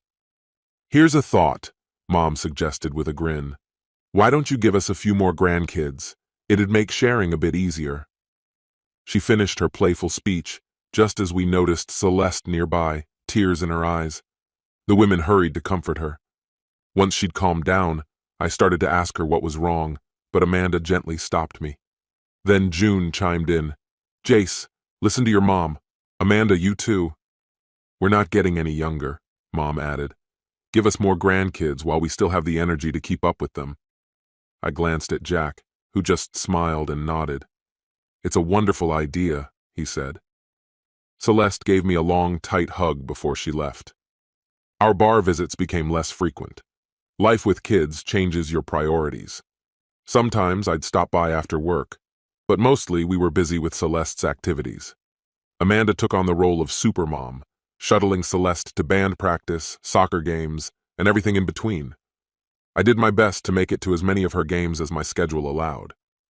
One warm Saturday after a soccer game, I overheard Celeste and her friends excitedly talking about where to celebrate their win. She was starting to go out with friends in groups, something that stirred a bit of unease in me since they often paired off. Amanda noticed my concern and said, "You can't stop her from growing up. It's good for her to have this practice before she starts dating one-on-one." She reassured me that most of their outings had chaperones, except for the occasional movie or mall trip. "Trust her, Jace. She won't let you down." It was right around Amanda's graduation, and we were at a church event when Celeste and her friends asked to go for ice cream afterward. I walked over to join them. "Ask your dad if it's okay," Amanda prompted. Celeste looked at me, batting her eyes. "Daddy, can I go with Mrs. Jenkins and my friends for ice cream?" Her words hit me, and I felt a lump in my throat. "Of course, sweetheart," I said, handing her a 20. She giggled, took the bill, and ran off, calling back, "Bye, Mom! Bye, Dad! I'll be back by 7. Afterward, Amanda had to drive us home. From then on, we became Mom and Dad. Amanda laughed and said, "It's just simpler than explaining every time someone brings it up. Besides, you treat me like your daughter, and I love it." I realized I loved it too. Shortly after, our friend Sam suffered a mild stroke. Although he wasn't in critical condition, he needed to slow down at work. All of us pitched in to help, but Helen struggled to keep things running smoothly. One Sunday after church, as we were preparing for a bike ride with Celeste off with friends, Amanda turned to me, looking serious. "Before we head out, I need to ask you something," she said, her tone earnest. "Please let me finish before you respond. This means a lot to me." A bit apprehensive, I nodded, hoping it wasn't bad news. "I love being Celeste's mom and your wife," she began, "but Helen really needs support, and I want to put my degree to use." She explained that she'd spoken with both Helen and Sam, and they'd come up with a plan. Amanda wanted to go back to work at the bar, but not just as an employee. She wanted to become a partner. Helen would manage the bar, Sam would offer support, and Amanda would oversee the kitchen. "Will you think about it?" she asked. During our ride, I let her words sink in. As we stopped by the bar, I took a moment to look around with fresh eyes. It was a good place, but it needed some attention. Helen joined us, and Amanda went off to the kitchen. Helen leaned forward, her expression thoughtful. "It's a lot to think about," she acknowledged. "I don't want to lose my wife to a business venture. You know my past, and I'm not a fan of mismatched schedules. Besides, we need to consider Celeste, and I'll need a clear picture of the financials." In truth, I knew I'd probably end up agreeing. Helen understood that I had a hard time denying her anything. She gave my hand a reassuring pat. "You won't lose her," she said warmly. "She's already got it all mapped out. Once things are up and running and everyone's trained, she won't need to be away much. She's got big plans." It was true. Her excitement was contagious. We discussed it all as a family, and I'd handed over control of our finances to her years ago since she had a talent for managing money. I kept a general idea of where we stood, but she usually took care of paying the bills. All our vehicles, including the minivan we bought for Celeste and her friends, were paid off. We had purchased our home when our lease expired, a modest place that suited us perfectly. With a solid down payment, we'd managed to keep the mortgage low. By this point, I held a 4% stake in my company and earned a good income. Our savings were solid, so financial concerns were minimal. Eventually, we invested in a 30% share of the bar. We put money into renovations, upgraded the kitchen, and held a grand reopening. Business picked up immediately. The old regulars loved the refreshed ambiance, and new patrons were drawn in by the inviting atmosphere. The bar now opened at 11 a.m. to serve lunch. Amanda worked wonders in the kitchen. Classic burgers and hot dogs were still on the menu, but she introduced creative toppings like avocado, hot peppers, spinach, and a range of cheeses. Some hot dogs came with grilled onions, mushrooms, hot mustard, and dill relish. Instead of standard fries, she offered home fries, thinly sliced and soaked overnight in various seasonings. She also started making homemade soups like cheesy potato with bacon bits, creamy tomato, and an herb-filled pork stew that became a fan favorite. Amanda's big addition was a gas grill, where she prepared seasonal grilled vegetables. She bought as much as she could from local farmers, displaying a chalkboard showing which farm provided the day's produce or meats. The farmers appreciated the partnership, and soon, even the regulars were comparing notes on where the best ingredients came from. It was a sight. Tough-looking bikers debating whether the pumpkin or butternut squash soup was superior. Amanda also introduced a wine list featuring local selections, including Jax's wines. Since regulations prohibited wine in establishments with pool tables, we decided to remove them. Helen and Sam were fine with it. They'd often cause trouble anyway. We added 8 new tables in their place. Helen took charge and made arrangements with a local brewer to feature their beers on draft. Word spread, and a food critic eventually visited, though we didn't realize it until a rave review appeared. "The best hidden gem in the state," read the headline. The article praised Sam's Bar and Grill, a 75-year-old establishment located on Swan Pond Road just outside the city. With Amanda's culinary additions, it had gained a new spotlight. Regulars may have preferred the place stayed local, but there was no turning back. The bar now attracted a diverse crowd, from blue-collar workers to college students, who all mingled with ease. The only time voices were raised was during a debate over whether rosemary or basil belonged in the pork stew. I backed the biker's choice of rosemary, partly because he was bigger and partly because I liked rosemary too. The review highlighted the bar's simple, well-seasoned dishes at reasonable prices, noting the excellent service, relaxed ambiance, and spotless cleanliness. With a sanitation score of 102, just shy of perfect, the critic complimented Mrs. Gooding, who promised to achieve a flawless score within 6 months, even if it meant pushing her staff. Being just outside city limits, the bar served only beer and wine, not hard liquor. Helen, who managed the place with her husband Sam, mentioned they didn't plan to apply for a liquor license, even if the laws changed. "It's simpler without liquor," she explained. The bar retained a classic, saloon-like charm, featuring local beers and wines alongside popular national brands. The staff here is exceptionally knowledgeable, able to explain the nuances of different beers and wines with ease. Though it's a bit off the beaten path, it's absolutely worth the trip. I've visited 3 times, tried 3 different dishes, and each experience has left me impressed with both quality and service. One thing you can't miss: the banana pudding. It's the best I've ever tasted, hands down. When I mentioned this, Helen and Amanda just shared a knowing smile. "I had no idea who he was," Amanda said later. "I just thought he was another curious customer who knew his food." Celeste and I often dined there on Amanda's shift. Whenever we did, Amanda would take her break to join us. Celeste was already dreaming of working there once she reached the right age, and I was fully supportive. The place had grown more family-friendly, with most heavy drinking confined to the bar area. Thursdays attracted a big biker crowd, especially the local Harley group. They wanted to make it their meeting spot, but we lacked a private room. That changed when Amanda, Sam, and Helen decided to expand. They hired an architect, and soon the place was nearly 3 times larger. Even then, it was bustling. Around that time, I had acquired an 8% share in our agency. Celeste, now 16, started working part-time, learning kitchen skills from her sister mom. She hoped to attend culinary school after high school. She had her eye on a dark-colored car, but I wasn't about to give a fast car to a teenager. Instead, we got her a Mustang, a V6 that still had plenty of power.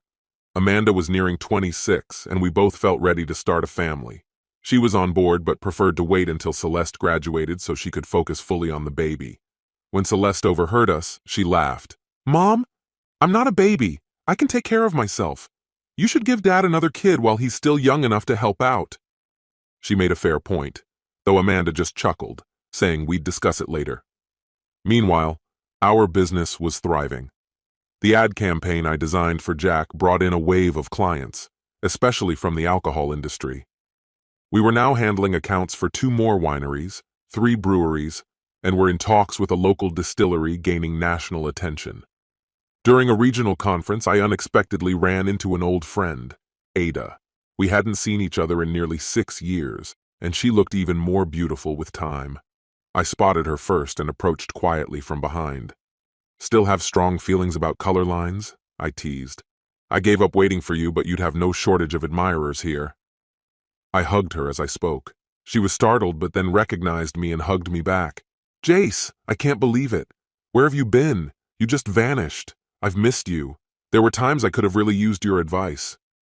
We found a table and talked for over an hour. She confided that she'd divorced after discovering her husband's infidelity. Apparently, he hadn't been as particular about color lines as she was. She found him with a thin blonde. He'd sworn it was a one-time mistake, and they tried counseling. Just as she thought they were rebuilding, the woman got pregnant. He vanished, not even showing up for the final divorce hearing. I held her hand. "I'm so sorry, Ada. Are you seeing anyone now?" "No," she replied. "It's still too fresh, and I need a change. The agency I worked for got bought out, and I can't stand the new management. They only keep me around because I'm good at what I do. But I need something different." I handed her a business card and grinned. "Ever thought about heading south? Think it over and give me a call." Unexpectedly, she took my card. Before we headed out, she showed interest in my life, so I told her a bit about it. I held up my hand to reveal my wedding ring, grateful every day for what I have: a loving wife, a wonderful daughter, a fulfilling job, and a group of close friends. I shared photos of Amanda and Celeste with her, watching her eyes light up as she admired them. "How did you end up with someone so beautiful?" she asked, marveling at Amanda's looks and how much Celeste resembled her, despite having a different hair color. "Did she have a daughter at 6? She joked. I laughed, clarifying the ages. She hugged me, genuinely happy for the life I'd built. Looking back, it was strange how neither of us even mentioned Becky. 2 months later, my boss called me into his office and tossed a resume onto the desk. "Take a look. She listed you as a reference and claims you trained her. Does she have what it takes?" I glanced at the paper and couldn't help but smile. I might have taught her a few things, but honestly, she's a natural. She's even better than me now. If we can manage it, we'd be smart to bring her on board. He nodded. "All right, hire her. She'll report to you." Then he grew serious, looking me in the eye. "I haven't told anyone else yet, so this stays here," he said. "I'm sick, John Charles. It's bad. I've got a brain tumor." He explained that the tumor needed immediate removal, or it would be fatal, with only a 50-50 chance of survival. He'd spoken to his wife, Gloria, and they agreed that I should run the office in his absence. If he didn't make it, they'd need me to keep things going until Gloria decided on the future. Our close-knit circle of friends was heartbroken by the news. He and Jack especially had been friends for years. The day of the surgery, our entire office showed up, including Gail.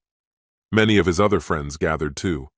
He called us in one by one, wanting to say goodbye just in case. Ken, June, Amanda, Celeste, and I took turns comforting Gloria. When we weren't with her, we were praying in the chapel, hoping for his recovery. The operation took 5 long hours, and when the doctor finally emerged, we all held our breath. "So far, he's doing fine," he announced. "I'm optimistic about his recovery." The relief was overwhelming. We hugged, cried, and thanked both the medical team and God. Soon after, Ada joined our team, and she quickly became my trusted right hand. Amanda and Celeste took to her immediately, and she soon became a cherished part of our friend group. Eventually, the matchmakers among us, especially the married women, tried to set her up, but she resisted, insisting she wasn't ready yet. She spent a lot of time at our usual bar, and before long, everyone there knew she was part of our circle. I remember vividly when a friend invited her on a poker run. He was a massive, bearded man with a gentle soul, especially around kids who adored him. His marriage had ended painfully. His wife had cheated repeatedly, leaving him shattered and calling him weak. To make matters worse, her new partner insulted him, which sparked a confrontation. Sam and I bailed him out and got him a lawyer, but the experience scarred him, and he hadn't thought about dating since. until Ada accepted his invitation, with the caveat that they go on a casual date first. Whatever happened on that first date must have gone well because at the poker run, they couldn't stop smiling. 8 months later, she had a beautiful ring on her finger and was 3 months pregnant. Then, out of the blue, my life shifted again. A woman named Alice Johnson reached out, asking if we could work on a campaign for her. Alice was different from the usual clients. She actually had a solid plan. I was taken aback. Most clients come with weak ideas, determined to push them through, and when things flop, they can't grasp why. I usually redirect them to someone else to avoid inevitable disappointment. But Alice was different. She was a personal manager for fighters and, more notably, newly related to Bettina Bang Bang Burke, now Bettina Stewart, a middleweight MMA champion. This campaign wasn't for Bettina directly, but for a cause close to both their hearts. It was for a charity they actively supported. I had my doubts, but agreed to meet with her anyway. Ada and I picked Alice up from the airport, went out for lunch, and she shared her vision. It was smart, rare for a client. We refined it, tested it in focus groups, and decided to move forward. Before long, our ads appeared everywhere, particularly on billboards and in print. The campaign was called Got Love. Think of it like the Got Milk campaign, only instead of milk, it's centered around love, specifically adoption. Our slogan, Got Love, was for the National Adoption Coalition, an organization dedicated to finding children loving homes. The campaign gained traction across the country, featuring well-known individuals who were adopted themselves, posing with children awaiting adoption, often from the celebrity's hometown. Each ad encouraged viewers to consider adopting, and local dairies pledged donations of milk to orphanages for every adoption made through the campaign. We even kept the iconic milk mustache. Soon, high-profile people were reaching out, eager to join the cause. Rock stars, country singers, athletes, actors, Olympians, Nobel laureates, all adoptees, posed with their adoptive families. Some had adopted children of their own, strengthening the campaign's message. Betty and Mark Stewart, who had helped Alice kick off the campaign, posed for one of the ads with their newly adopted son. It was an immediate success. Thanks to this project, my company, High Country Advertising, won a national award. Howard, my boss, wasn't well enough to travel, so Ada and I went to accept it in his place. Her new husband, Roy, came along with his sister Amanda, adding to the celebration. Standing on that stage felt surreal. Ada and I gave our acceptance speech and made sure to invite Alice Johnson to join us, admitting how we'd borrowed her brilliant idea. We thanked her and everyone who recognized our work. The night ended with a mixer. Ada and I had a little wager going on. Whoever received the most job offers would buy breakfast.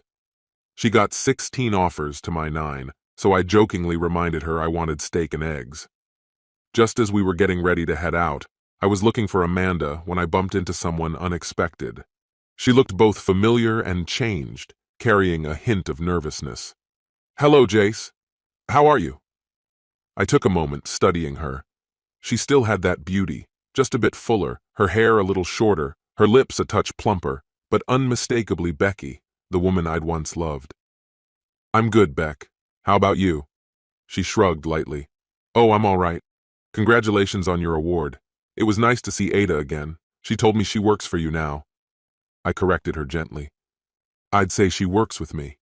I'm a part owner and manager at High Country Advertising. Started after everything happened. I like it there. I like the place, the people." Her gaze drifted to my left hand, where I wore a wedding ring.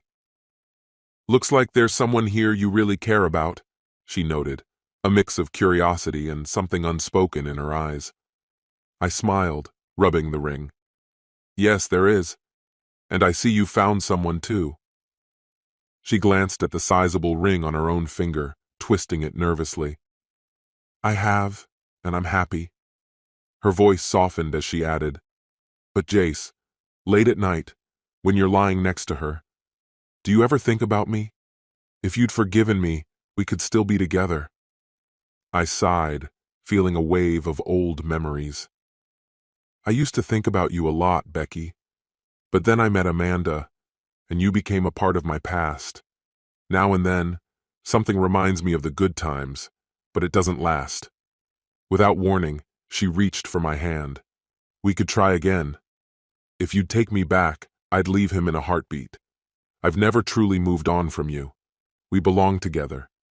As I gently took her hand from my arm, I heard a faint gasp behind me. No, Becky. If we were meant to be, you wouldn't have betrayed me, and I wouldn't have found Amanda, I said quietly. She's more faithful and loving than you've ever been, Becky. I'm sorry, but I want you to have a good life. Without me. I turned to go, only to feel a gentle hand slip into mine. Who's your friend, love? Amanda asked with a calm smile. This is Becky, I replied. She's someone from my past. Becky, meet my wife, Amanda. There was no handshake, just a wary exchange of glances. Becky, in her mid-30s, stood in a simple black dress, while Amanda, at 26, radiated youth. Her emerald green dress matched her eyes, and her copper-red hair spilled down her back. I couldn't help but feel my own heart swell with gratitude. Amanda finally turned from Becky and faced me, smiling. Honey, she said, I know it's a bit early, but would you mind taking me back to the room? I'm feeling a touch of morning sickness this evening. She paused, covering her mouth with a hand, then let out a soft laugh. Oh no, I wanted to surprise you later. Well, it's too late now, I said, grinning. Congratulations, love. It's a boy. I thought I heard a quick intake of breath behind me, but in that moment, all that mattered was Amanda. I pulled her close, tears mingling with kisses as she laughed softly in my arms. After a few moments, she tapped my back, prompting me to loosen my hold. We celebrated at the bar, where Amanda accepted everyone's congratulations with grace. But later that night, when we got home, her demeanor turned serious. I know who you've been in contact with in New York, she said, her voice low. If I ever see you with her again, we're going to have a problem. Are we clear? I nodded solemnly, making a promise that it would never happen again. She softened, pulling me into an embrace. Thank you, love, she whispered. I also heard what you told her today. A small smile played on her lips. It was sweet. And besides, she added, we've got a little one on the way. This concludes the story. If you like it, then put your powerful like and subscribe to the channel. Greetings, my dear viewer. You're on the channel The Price of Cheating. The channel is for those who appreciate traditional family values and condemn adultery. So be sure to subscribe to the channel. Let's get started. He downplayed the importance of his job to friends, brushing it off with ease and indifference. But inside, he was nurturing a plan to make things right. Whoever reads this, tell me, how do you heal the heart of someone you've hurt deeply, especially when that person trusted you more than anyone? I'm searching for an answer to that question, feeling like I've broken something that may never be repaired. I don't know whom I can trust, so I'm turning here, hoping someone might understand or offer advice. My heart feels like it's being torn apart, and the worst part is that it's all my fault. If only I could take back those careless words, a foolish joke that seemed harmless, but now leaves me in complete turmoil. I was thoughtless, maybe even cruel, and now I realize the damage I've caused. It's too late, and now all I can do is face the pain I've inflicted. Regret has become a constant weight on my shoulders, eating me up from within. My name is Penelope, and to maintain privacy, let's call my husband Owen. We've been married for 12 years, long enough that I should know better. For Owen, his work is more than just a job. He approaches it with complete dedication and pride. Owen is a kind, patient man, fully devoted to everything he does, especially to us. I stay home, looking after the house, and often reflect on how lucky I am, or rather, how I should feel grateful. Instead of appreciating all he does, I wasted time on petty complaints and gossip. That was my mistake, my thoughtless words. These feelings had been building up inside me for some time, and I justified them by claiming I was just being honest. When we first met, and in the early years of our marriage, Owen had a stable position at a major media company. Then came massive layoffs, and he was one of those who lost their jobs. That year was difficult for both of us. Owen probably sent out hundreds of job applications, and for months we lived off his savings. Luckily, he'd been wise enough to prepare for that. Eventually, he found a job, though not the one he had dreamed of. It wasn't the kind of job I would have wanted for him. Through a contact, he got a job at a mine where he faced long and grueling hours. He'd come home covered in dirt, nearly unrecognizable. I understood that he was working for us, but secretly hoped this job would only be temporary. Yet, as the years passed, he picked up a second job as a truck driver on weekends. Balancing two physically demanding jobs, he provided us with financial stability, but it was hard for me to accept his labor. I worried about the future, especially how our children would perceive his work. Would they be ashamed to admit that their father was a truck driver or a miner? The thought terrified me. In the early years of our marriage, I wasn't a great cook, and Owen was always patient. He'd come home and happily cook dinner. But when he started working in the mine, he asked me to take over cooking because he was too tired to do it himself. I felt hurt, recalling how he'd once said he didn't mind that I couldn't cook. I even complained to my mother, who advised me to be patient and supportive of him. Owen suggested I take cooking lessons, and I agreed, wanting to become the wife he deserved, especially since he paid for the classes himself. I didn't realize that this would mark the beginning of our troubles. On the first day, he drove me to the class, heading off in his truck for a delivery, and I went along with him. I'll never forget the feeling of shame as I got out of his truck. I looked around and saw other women arriving in expensive cars, their husbands dressed in formal suits, and I wished that Owen could somehow remain invisible. I remembered how he used to drive a company car, dressed in a business suit. When he lost his corporate position, the company took back the car. I knew I was letting my thoughts drift into unnecessary places, but that moment set off a chain of thoughts in my mind that I couldn't stop.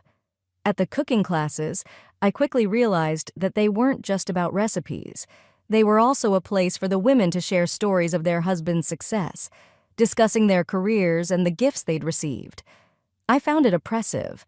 I wish I could say it didn't affect me, but every time Owen's name came up, every subtle hint at who he was and what we'd lost became unbearable. Everything felt strangely unreal. One day, after my classes ended, I noticed Owen waiting for me outside. He had just finished his shift at the mine and arrived in his new pickup truck to drive me home. His face beamed with pride. He was genuinely happy to be there for me. Although he was covered in dirt, it didn't seem to bother him in the least. With sheer excitement, he lifted me up and spun me around. His happiness was clear, and though I wanted to share in his joy, I was suddenly overcome by a wave of embarrassment and awkwardness. Other women looked at us, their gazes lingering just a bit longer than I would have liked, making me wish I could disappear. Fortunately, we got into the truck, and he drove us away from there. Honestly, the pickup truck was quite decent. It wasn't as elegant as the cars he used to drive, or like those that picked up the other women from my cooking class, but it was practical and reliable. When we got home, Owen went straight to the shower, a routine I had insisted on ever since he started working at the mine. Despite some initial annoyance over this rule, he accepted it without complaint, wanting to make me happy. That evening, I prepared a nice dinner, and afterward, he showed a rare moment of tenderness, a gesture we had missed for a long time. His work usually left him completely exhausted, and because of that, our intimate moments had become rare. Honestly, it didn't mean much to me. I'd never felt a strong need for physical closeness. But that night, everything felt different.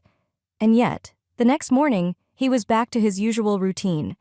That day, I didn't have my cooking class, and something unexpected happened. One of the women from our group called and invited me to her place. Surprised, but pleased, I agreed, grateful for a chance to break up another lonely day at home.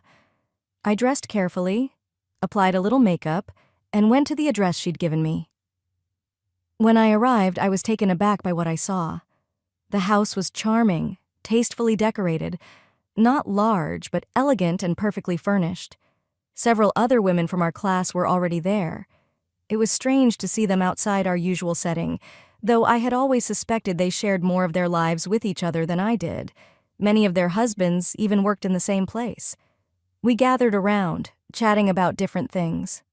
I mostly stayed quiet, feeling shy and unwilling to draw attention to my comparatively modest lifestyle.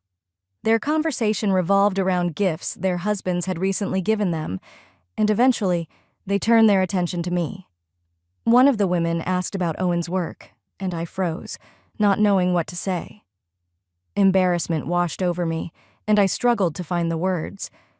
Thankfully, Vivian, another woman from the class, stepped in, saying it was too early for personal questions. I felt a wave of relief, spared from having to answer.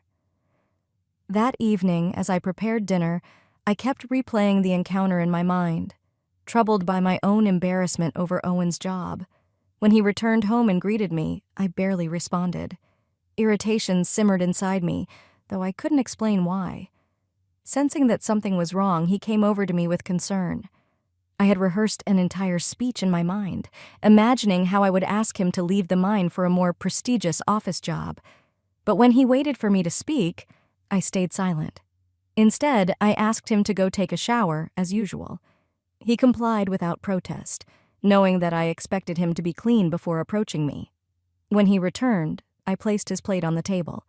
He gently embraced me, asking what was troubling me, and I told him it was beyond his ability to solve.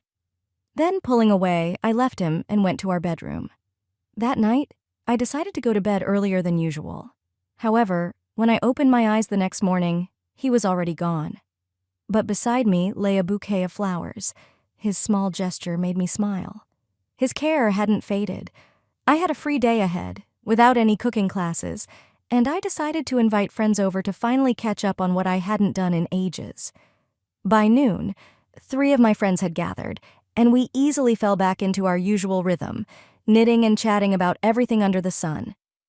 While they laughed and shared stories, I was quieter than usual, lost in my thoughts. Eventually, one of my friends noticed and asked if I was okay. I hesitated, searching for the right words and unsure if I was ready to open up. She nudged me, jokingly pointing out that I'd become too secretive lately. Her persistence reminded me of my mother's advice. Don't air your relationship for everyone to see. But in that moment, surrounded by my friends' support, I felt a growing desire to finally share and rid myself of the thoughts weighing me down. Before I knew it, tears were streaming down my cheeks. My friends gathered around, offering warmth and compassion that encouraged me to speak up. I felt guilty, yet I couldn't hold back any longer. With their support, I started talking, and once I began, I couldn't stop. I shared my disappointments, explaining how much Owen's defeatist attitude exhausted me. It seemed he had settled for a mediocre job, and that bothered me more and more. I admitted that lately, I'd even been embarrassed to mention what he does, especially after a recent incident that left me feeling utterly humiliated. When I talked about it, an understanding look appeared on their faces.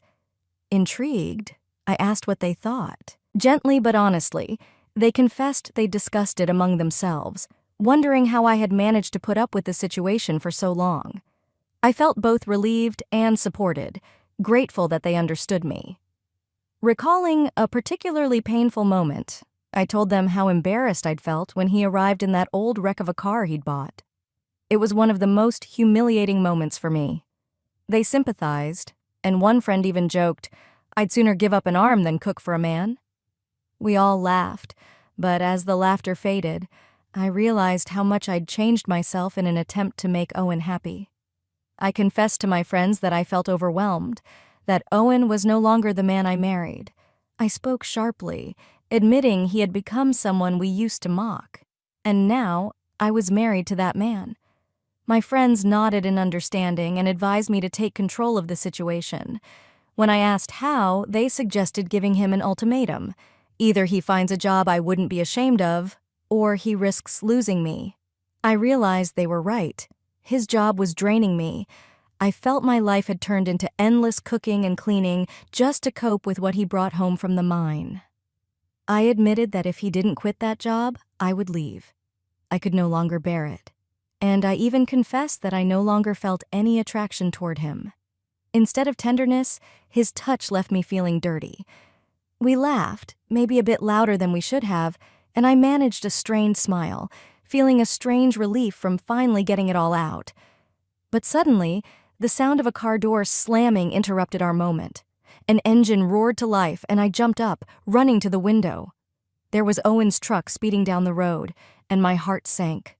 Why had he come home in the middle of the day? It wasn't like him.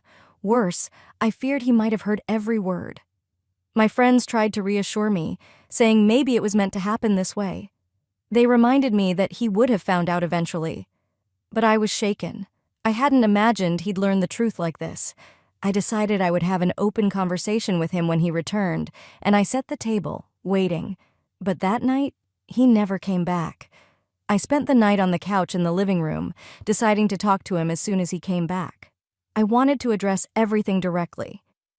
He finally arrived early in the morning, and I woke up as soon as he entered. I greeted him, but he ignored me, not saying a word.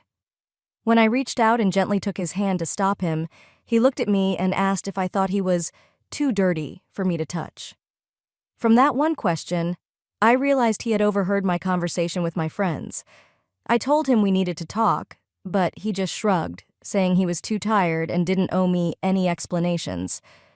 What shocked me was that he didn't go to work that day, even though it wasn't his day off.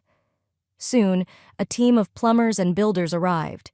He had arranged to have a small bathroom installed outside the house. This was so unlike him that I tried to talk again, but he wouldn't listen. The next week, he continued going to work every day, but in the evenings, used that new external bathroom before entering the house. He slept on the couch, avoided talking to me, and refused to eat anything I prepared. In fact, he stopped eating at home altogether. By the end of that week, I couldn't stand the silence any longer and decided we had to talk. Before he woke up, I locked all the doors in the house. When he got up and was ready to leave, I blocked the entrance and insisted we talk. He was indifferent, almost like a stranger, compared to the man who once left flowers by my bedside. He told me to step aside, and when I refused, he finally asked what I wanted. I just asked that we talk. His response was harsh. He said there was nothing left to discuss, accusing me of wanting him to quit the job he had no intention of leaving. He reminded me that his job, the very one I despise so much, had supported us for years. It paid for our home, car, clothes, and allowed us to save money while I could stay home. He accused me of being ungrateful and not appreciating what his work had provided us, pointing out that many of his colleagues were now homeless after losing their jobs, while I acted like I couldn't value any of it. Then he told me the real reason he came home early that day was to check on me, to make sure I was okay because he thought I might feel lonely and neglected. He wanted to comfort me, but instead, he overheard me speaking about him with disdain. I apologized, but he brushed it off, saying I didn't even understand what I was apologizing for. He walked past me, and for almost 2 weeks, we didn't exchange a single word. During that time, the essentials in the house began running out. Food, toiletries, everything. Since Owen had stopped eating at home, he didn't care that supplies were dwindling. When I mentioned it, he replied sarcastically, saying his dirty money from his dirty job wasn't good enough for me, and that I should find clean money to restock everything. It felt like I'd lost my husband. If this was punishment, hasn't it already gone too far? I feel so alone. If anyone has advice, I'd be grateful. Here's an update. I'm back because things have only gotten worse. I had hoped Owen was just going through something that would eventually pass, but nothing changed. He continued refusing to buy groceries or household items, and I was genuinely starving. I tried surviving on the small amount of money he used to give me, stretching it as much as I could, but I felt like a stranger in my own home. Desperate, I tried borrowing from friends, but they said they couldn't lend me anything. I even asked if their husbands could help, but they brushed me off, saying it wasn't worth bothering them over such a minor issue. It was awful, seeing them turn away as if my struggle didn't matter. They didn't even offer me food, giving excuses I can't even bring myself to repeat. I can hardly believe these are the same people I once called friends. I have pleaded with Owen many times, hoping that my words would reach him, but he has completely shut himself off from me. Later, I unexpectedly ran into a woman from my cooking class. the very one who once asked the group to stay out of my life when I wasn't ready to talk. Our encounter was painfully awkward. I was at the mall, trying to pay for my purchases, but my card was declined. There was barely any money left in my account. I froze on the spot, and she stood behind me in line, witnessing everything. Without hesitation, she stepped forward and paid for my items. It felt like a dream, a stranger covering my expenses, something even friends wouldn't dare to do. She also offered to drive me home, and although I felt humiliated, she sensed my distress and tried to comfort me. She assured me it was a small gesture and mentioned that she often saw my husband early in the morning with the miners heading to work. She knew he worked in the mines where the pay was decent, and though she didn't want to intrude, she asked if we were having financial difficulties. Curious, I asked why she thought that. She replied that she and others had noticed Owen's attachment to me, how he once stopped by our class in a new car, excitedly showing it to me rather than to his friends, who might have been more impressed. At that moment, my emotions took over. Tears streamed down my cheeks, and she became so worried that she pulled over to ask if I was okay. But the tears just wouldn't stop. I needed someone to confide in, so I poured everything out to her, trusting her with my worries. She put her arm around my shoulders and suggested I give Owen some time, to step away from home for a while, and to hope that he might forgive me. Quite a bit of time has passed since then, but I haven't received a single message or call from him. It seems he has erased me from his life. I constantly fight the urge to text him, but right now, I'm living with my parents. My mother understands me, but my father has been blunt, saying he's always thought my mother spoiled me too much.